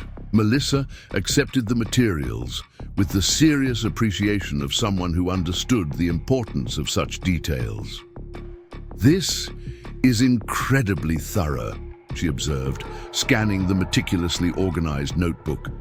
"It will make our adjustment period much smoother." "That's the intention," James replied simply. "The actual moment of transition was marked by quiet dignity rather than dramatic ceremony." James knelt beside Ranger, meeting the young German Shepherd's intelligent gaze directly. "You're going to work now," he said, using the command phrase that signaled service duties. "Melissa needs your partnership." Ranger's focus shifted immediately to Melissa, the training and natural aptitude that made him suitable for service work evident in his attentive responsiveness. As Melissa took his lead, the young dog moved smoothly to positioning beside her, already adapting to her gait and prosthetic. The sight produced complex emotions in James: pride in Ranger's readiness, satisfaction in his contribution to another veteran's recovery journey, and the bittersweet recognition of completed purpose. These feelings existed alongside, rather than instead of the sense of loss, expanding his emotional capacity in ways that would have been impossible before Sergeant had entered his life. "Thank you," Melissa said simply as she prepared to leave. With Ranger, not just for training him, but for understanding why this matters. James nodded, accepting both the gratitude and the unspoken acknowledgement of shared experience that underlay it. "He'll be exceptional," he said with quiet certainty. "You'll help each other find the way forward." As he watched them leave, Sergeant impressed against his leg, providing the grounding pressure that still helped regulate his emotional responses during challenging moments. The German Shepherd's steady presence remained the foundation that made all other progress possible. The first connection that had expanded to include Tyler and Apollo, Dr. Chen and her clinic, the foster placement with Ranger, and now this moment of transition. Later that evening, as James sat on his porch despite the winter chill, Sergeant maintaining vigilant attention beside him, Lisa called with unexpected news. "I wanted you to know immediately," she said, her voice containing poorly suppressed excitement. Melissa just checked in. Ranger alerted to pre-panic symptoms within hours of arriving home before she consciously recognized them herself. His response allowed her to implement grounding techniques before the anxiety escalated to panic levels. The success represented more than effective training. It validated the potential James had recognized in Ranger from the beginning, the intuitive understanding that made certain dogs exceptional partners for veterans navigating recovery from invisible wounds. "That's excellent news," James replied, genuine satisfaction warming his voice despite the bitingly cold night air. "There's more," Lisa continued. "We've received confirmation of our expanded grant funding. The board has unanimously approved, creating a permanent foster assessment position within the program. It would involve working with dogs being evaluated for service potential, much as you did with Ranger, but on an ongoing basis. Given your success with him, we'd like to offer you the role." The proposal represented a threshold James hadn't anticipated. Crossing so quickly, formal involvement with the program, structured responsibility, regular interaction with staff and potential handlers. A year earlier, such a proposition would have triggered immediate retreat into protective isolation. Now, it produced thoughtful consideration rather than reflexive fear. "I'd need to discuss the specifics," he said carefully. "Understand the expectations, the schedule, ensure it aligns with my ongoing treatment plan." "Of course," Lisa assured him. "We'd structure it around your needs and capabilities. The most important qualification is something you already possess: understanding both sides of the partnership equally well." After ending the call, James remained on the porch, contemplating this unexpected development. Sergeant shifted position to rest his head on James's knee, the simple contact grounding him in the present moment rather than anticipated future challenges or remembered past traumas. "What do you think?" he asked the German Shepherd. "Are we ready for that next step?" Sergeant's steady gaze offered neither encouragement nor discouragement, only the faithful presence that had transformed James's isolated existence into an expanding journey of connection. The future held no certainties. Recovery never offered those, but it contained possibilities that would have been unimaginable when he had first discovered a dying German Shepherd by his fence. As snowflakes began falling softly around them, James felt a sense of readiness for whatever might come next, not because healing was complete or challenges overcome, but because he had discovered the most essential truth of recovery: that moving forward didn't require leaving the wounds behind, only finding ways to carry them with greater ease through connection rather than isolation. Spring arrived in Colorado with its characteristic unpredictability: brilliant sunshine and budding greenery one day, swirling snowstorms the next.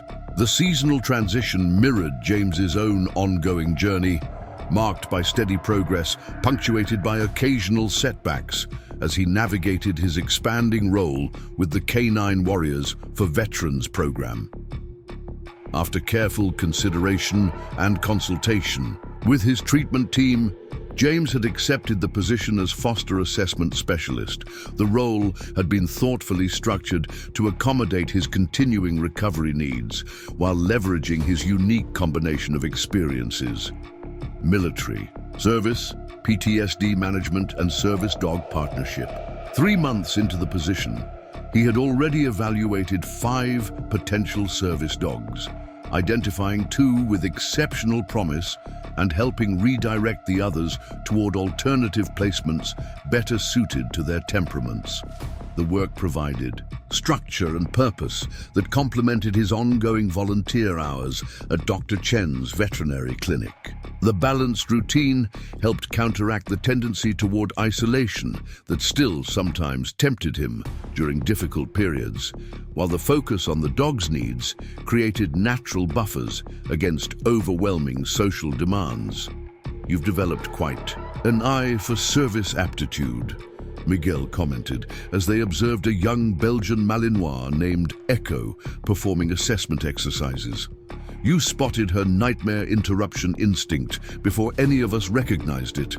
James shrugged, uncomfortable with direct praise but privately acknowledging the truth in the observation. "Lived experience helps. I noticed the responses that would have helped me most during the worst periods." His assessment work frequently brought him into contact with veterans considering the service dog program, creating opportunities to share insights from his journey with Sergeant while respecting the unique nature of each person's recovery process. These interactions required careful navigation of his own social comfort boundaries, but the shared foundation of military experience often facilitated connections that might otherwise have been challenging to establish. On a mild April morning, Lisa contacted James with an unusual situation requiring his specific expertise. "We've received a referral from the VA hospital in Denver," she explained. "A Marine veteran named Robert Callahan is being treated for severe injuries sustained in a household accident. His circumstances are complicated." James listened as she outlined the case. Robert had been assigned to explosive ordnance disposal during his service, sustaining moderate hearing loss and a traumatic brain injury before his medical discharge 3 years earlier. His recovery had been relatively stable until a recent gas explosion in his home had caused severe burns across 30% of his body, multiple fractures, and the loss of his right eye. The physical trauma had triggered an acute PTSD relapse, complicating his recovery with night terrors, heightened hypervigilance, and resistance to necessary medical treatments. His doctors believe a service dog might help stabilize his psychological state enough to facilitate physical rehabilitation, Lisa continued. "The challenge is that Robert has developed intense cynophobia, fear of dogs, since the accident. Apparently, the explosion was caused by a gas leak he didn't detect because he was focused on a neighbor's dog barking outside his window. He's made a cognitive association between dogs and the trauma. The complexity of the situation presented unique challenges. How can a service dog help someone who's afraid of dogs?" James asked, the practical question reflecting his straightforward approach to problem solving. "That's exactly why we need your insight," Lisa replied. "You understand both the veteran experience and the service dog partnership from the inside. If anyone can assess whether this might be workable, it's you. Would you be willing to consult on this case? Just an initial assessment. No commitment beyond that." The request pushed beyond James's usual responsibilities, requiring more direct engagement with another's acute trauma than his typical assessment work. He felt the familiar tightening in his chest that signaled anxiety rising at the prospect of such intense interaction. Sergeant, ever attentive to these physiological shifts, immediately pressed against his leg, providing the grounding pressure that helped regulate his nervous system. Drawing strength from the German Shepherd's steady presence, James considered the request.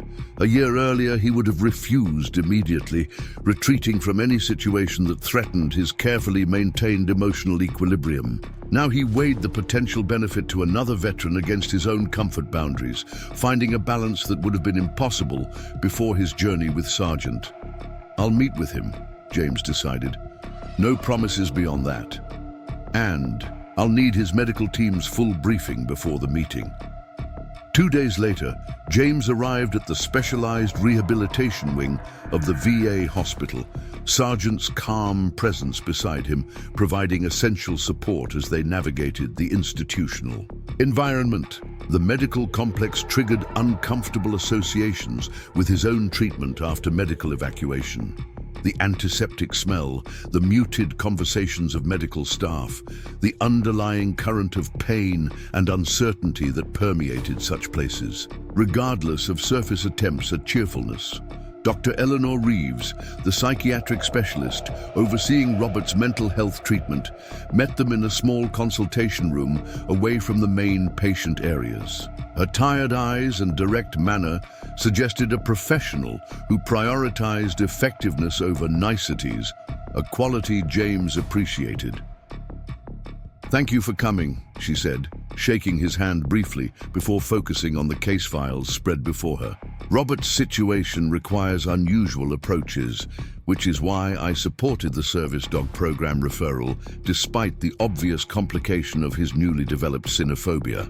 "Tell me more about the fear response," James requested, maintaining his composure despite the hospital setting that triggered his own hypervigilance. Sergeant settled into a perfect downstay beside his chair, his calm presence anchoring James. In the present moment, rather than past associations, Dr. Reeves described the manifestations of Robert's fear: elevated heart rate, respiratory distress, flashbacks triggered by barking sounds, or even mentions of dogs in conversation. "It's primarily a conditioned response resulting from the traumatic association with the explosion," she explained. "Not a lifelong phobia, which potentially makes it more amenable to systematic desensitization." "Has he agreed to consider service dog placement despite the fear?" James asked, the practical question reflecting his focus on concrete realities rather than theoretical treatment approaches. "Conditionally," Dr. Reeves replied. "His physical rehabilitation is being hampered by his psychological state. The night terrors disrupt sleep necessary for healing. The hypervigilance prevents full participation in therapy sessions. The flashbacks trigger autonomic stress responses that interfere with pain management. He's reached a point of recognizing that without addressing the psychological components, his physical recovery is compromised." James absorbed this information, considering the complex interplay between physical and psychological healing that characterized trauma recovery. His own journey with Sargent had illuminated how progress in one domain often facilitated progress in others, a virtuous cycle that contrasted sharply with the vicious cycle of deterioration that occurred when trauma remained untreated. "What are you hoping I can contribute specifically?" he asked directly. Dr. Reeves met his gaze with equal directness. Perspective from someone who's navigated both sides of this equation. The medical team can explain the theoretical benefits of service dog partnership. The program coordinators can describe the training protocols. But you understand the lived experience, both the veteran struggle and the canine partnership. Robert needs to hear from someone who speaks his language, who won't minimize the challenges or oversell the benefits. The responsibility weighed heavily. James had shared aspects of his experience at program events and in limited interactions with prospective handlers, but this situation demanded deeper engagement with another veteran's acute suffering. The prospect triggered his own avoidance instincts, the desire to retreat from others' pain that had characterized his isolation before Sargent. As if sensing this internal struggle, Sargent shifted position slightly, pressing more firmly. Against James's leg, the simple contact grounded him, a tangible reminder of the partnership that had expanded his capacity for connection beyond what he had believed possible. "I'll speak with him," James decided. "But I need to be clear about something. I'm not here to convince him. Service dogs aren't right for everyone, especially someone with active cynophobia. If my assessment is that it won't work, I'll say so directly." Dr. Reeves nodded, appearing satisfied with this condition. "That's precisely why we requested you specifically. Robert needs unvarnished truth, not well-intentioned encouragement that ignores the practical realities." She provided additional context about Robert's military service, medical history, and current treatment plan before addressing the practical concern of introducing Sergeant to someone with dog phobia. "We've prepared a graduated exposure approach," she explained. "Robert has agreed to start with knowledge that a service dog is in the building but not visible. If that step is tolerable, we can progress to seeing Sergeant at a distance, then gradually decreasing that distance as his anxiety permits. If at any point the fear response becomes overwhelming, we'll immediately end the session." The careful attention to both Robert's boundaries and Sergeant's well-being reassured James. "That sounds appropriate. Sergeant is experienced with maintaining calm in stressful environments, but I won't put him in a situation where someone's fear might escalate to aggression." "Understood completely," Dr. Reeves agreed. "Safety for all parties is our priority. Shall we begin with the first stage?" The initial meeting exceeded modest expectations. Robert, participating from his hospital bed via video conference to a nearby consultation room, managed to maintain conversation for nearly 20 minutes, despite knowing Sergeant was present in the building. His physical condition was sobering. Burn dressings covered much of his visible skin, an eye patch concealed the lost right eye, and various monitoring equipment surrounded his bed. Despite these challenges, his military bearing remained evident in his direct communication style and focused attention. "Lisa tells me you found your dog half dead," Robert stated without preamble once introductions were complete. "That true?" "Yes," James confirmed, matching the straightforward approach. "Collapsed by my fence, severely malnourished, infected, wounds, embedded collar, wasn't expected to survive the first night." Robert absorbed this information with a thoughtful nod. "And now he's your service dog. Quite the transformation." "Mutual transformation," James corrected. "He changed, I changed. Partnership rather than ownership." The distinction seemed to interest Robert, who shifted slightly in his hospital bed, despite obvious pain with the movement. "The doctors think a dog might help with the nightmares. They're making recovery impossible. Can't heal when you can't sleep." James recognized the statement for what it was. Not a question about service dog capabilities, but an admission of the desperate reality Robert was facing. "Nightmare interruption was the first skill that made a significant difference for me," he acknowledged. "Sergeant interrupts the pattern before it escalates to the point of full physiological stress response. Creates just enough distance to remember it's not happening now." "But you weren't afraid of dogs," Robert pointed out, the central complication in his situation. "No," James agreed honestly. "That creates a different challenge. It would require addressing the fear response before the service benefits could be realized, might not be worth the additional stress during your recovery."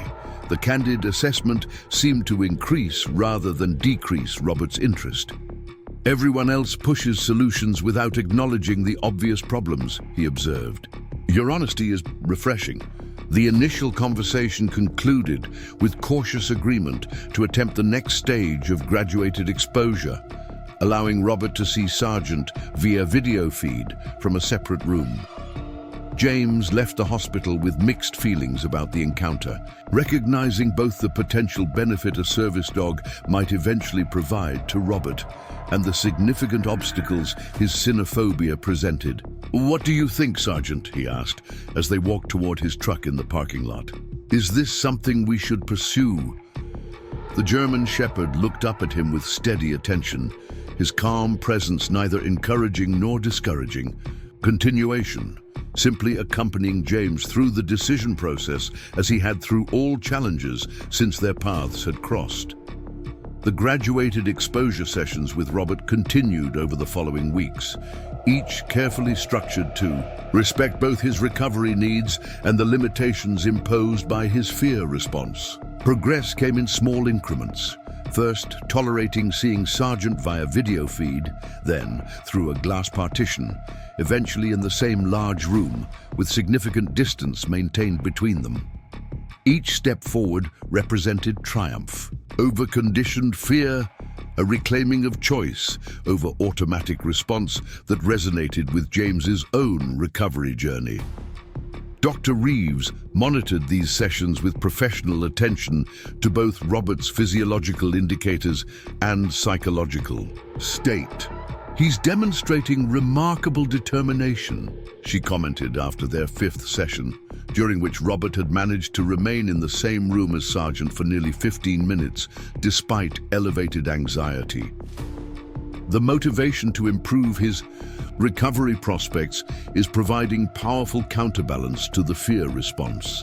James had observed the same quality in Robert, a steely resolve that pushed through fear not by denying its existence, but by acknowledging its presence while refusing to grant it decision-making authority. The approach reflected a maturity about recovery that many never achieved, an understanding that healing didn't require the absence of symptoms, but rather developing new relationships to their presence.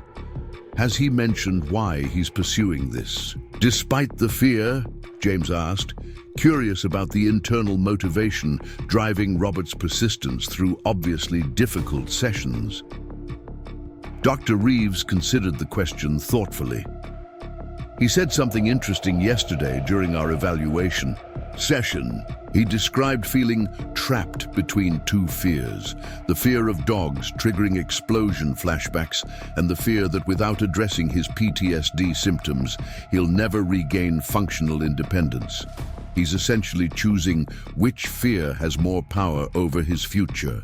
The insight struck James as profound in its simplicity, reflecting the pragmatic cost-benefit analysis that characterized military decision-making translated into recovery context.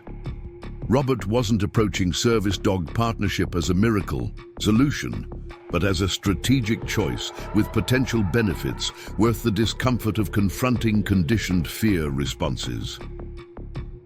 During their seventh exposure session, a breakthrough occurred. Robert, now able to remain in the same room with Sergeant at a distance of approximately 15 feet, asked an unexpected question during what had become their customary direct conversation about service dog realities. "How did you know you could trust him?" he asked, gesturing towards Sergeant while maintaining careful attention to his own physiological responses to the German Shepherd's presence. "Not with the service tasks. I understand the training aspects. I mean personally, after whatever you experienced in Afghanistan, how did you know it was safe to rely on another living being that way again?" The question penetrated beyond the practical aspects of service-dog partnership they had previously discussed, touching on the deeper transformation James had experienced through his connection with Sergeant. He considered his response carefully, recognizing both the importance of honesty and the significance of Robert feeling secure enough to ask such a vulnerable question. "I didn't know," James admitted finally. "Trust wasn't the starting point. Necessity was. I needed help he could provide." The trust developed gradually through repeated experiences of him responding reliably when I couldn't manage alone. Eventually, the evidence outweighed the fear. Robert nodded slowly, his one visible eye focused intently on James rather than Sergeant. "That makes more sense than most of what I've heard in therapy. Start with function. Let the feelings follow. Military approach," James agreed with a slight shrug. "Results over emotions." A hint of smile appeared on the portion of Robert's face not covered by bandages. "Exactly. All these civilians want me to process feelings before taking action. That's not how we're wired." The moment of genuine connection, built on shared understanding of the military mindset that shaped their approaches to civilian challenges, created space for Robert's next request. "I'd like to try something today, if you think it's safe. I want to see him perform an actual service task, not with me, with you. Show me what it really looks like in practice." James glanced at Dr. Reeves, who nodded approval from her observation position. "We can do that. What specifically would you like to see?" "The nightmare interruption you mentioned," Robert replied immediately. That's the most relevant to my situation. How would we simulate that? James considered the practical demonstration requirements. I can demonstrate the command sequence and his response pattern. I'd lie down on the treatment mat and Sergeant would perform his interruption protocol. Gentle pressure application, responsive positioning. Dr. Reeves arranged the demonstration space, placing a therapy mat in the center of the room, while maintaining appropriate distance for Robert's comfort level. James provided clear narration as he moved through the demonstration with Sergeant, explaining each element of the trained response and how it connected to physiological grounding during night terror episodes.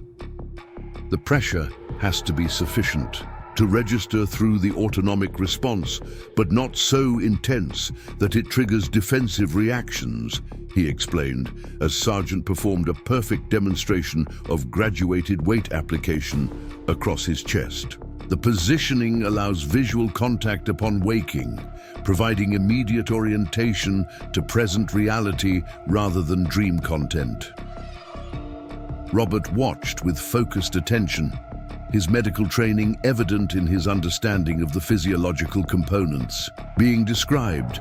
For the first time since their sessions began, his attention remained on Sergeant's actions rather than maintaining hypervigilant awareness of the dog's position relative to himself, a subtle but significant shift in threat assessment. "And that actually works?" he asked, genuine curiosity rather than skepticism in his tone. "It's sufficient to interrupt the cycle." "Not 100% of the time," James answered honestly. "But the success rate is high enough to significantly improve sleep quality and reduce the cumulative effects of chronic sleep disruption. The difference is substantial." As they concluded the demonstration, Robert made an unexpected request. "Next session, I'd like to try decreasing the distance. Maybe 10 feet instead of 15. If that's manageable, perhaps even closer by the end." The proposal represented significant acceleration of the exposure protocol, prompting Dr. Reeves to ensure Robert understood the potential stress involved. "We've been making steady progress with the current approach. There's no need to push beyond your comfort threshold prematurely." Robert's expression reflected the stubborn determination that had likely served him well in explosive ordnance disposal work. "With respect, Doctor, comfort isn't my priority. Functional recovery is. If maintaining this fear response means continuing to suffer night terrors that prevent healing, the cost-benefit analysis is clear." The calculated risk assessment resonated with James's own approach to recovery challenges, not denying the difficulty, but weighing it against potential benefits with clear-eyed pragmatism. "We can adjust the protocol," he offered, "with safeguards in place and immediate withdrawal if your physiological responses exceed manageable levels." The following session implemented this modified approach, with Robert gradually decreasing distance from Sergeant in small increments, while Dr. Reeves monitored his vital signs and stress indicators. The process revealed both the strength of the conditioned fear response and Robert's remarkable capacity to acknowledge its presence while choosing to act despite it, a profound example of courage that impressed James deeply. By the session's conclusion, Robert had managed to reduce the distance to approximately 8 feet. Not a comfortable experience, as his elevated heart rate and respiration clearly indicated, but a purposeful choice to reclaim authority over his own recovery and process.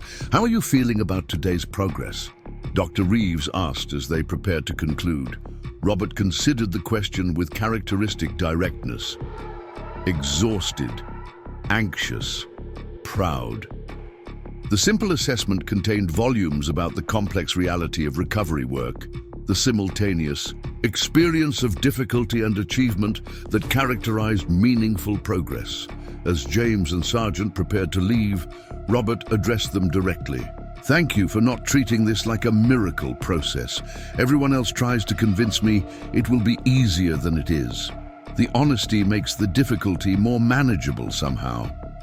The observation captured something essential about effective support during trauma recovery, how acknowledgement of genuine challenges could provide firmer foundation for progress than false reassurance ever could. James recognized in Robert's approach to his fear something he had gradually developed in his own recovery journey: the capacity to move toward necessary change, not by minimizing its difficulty, but by finding purpose sufficient to justify enduring that difficulty.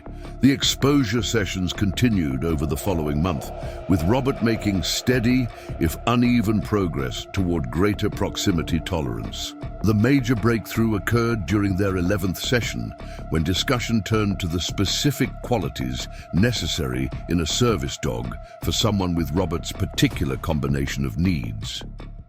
Given my visual impairment and mobility limitations, what characteristics would be most important?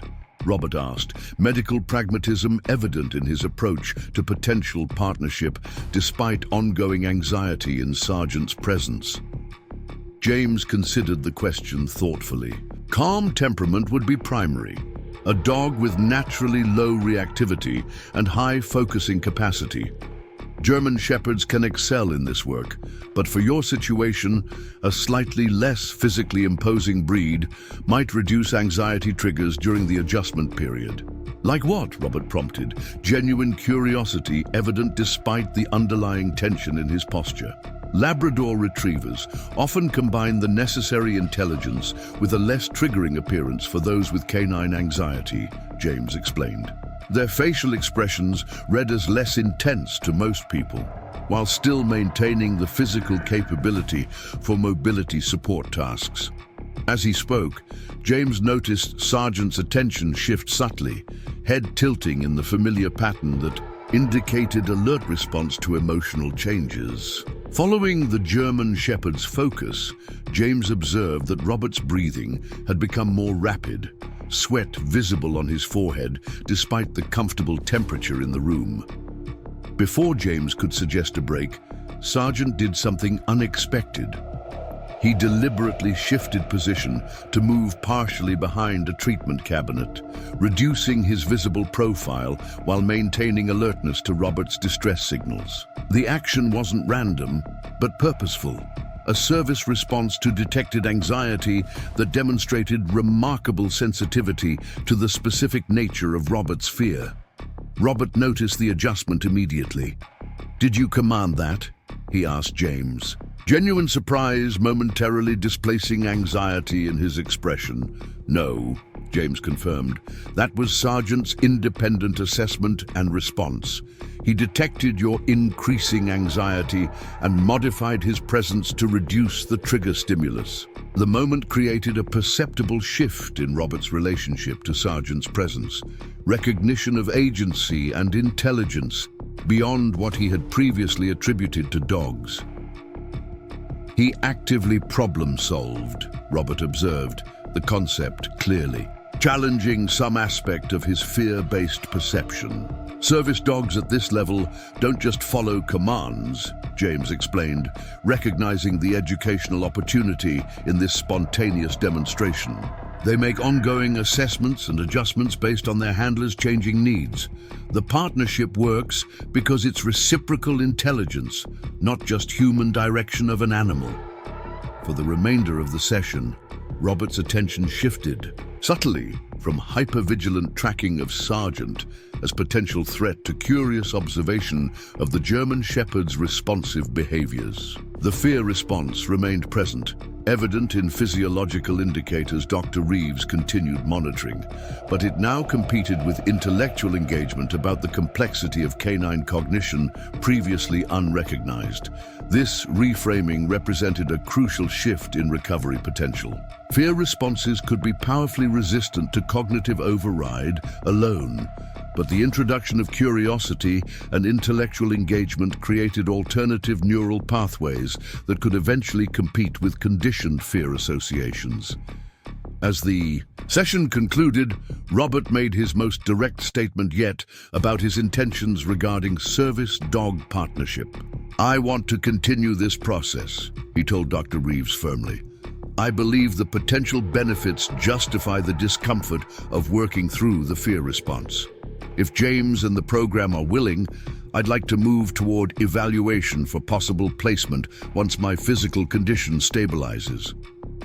The clarity of purpose impressed James, who recognized in Robert's determined approach echoes of his own gradual acceptance of Sargent's presence in his life.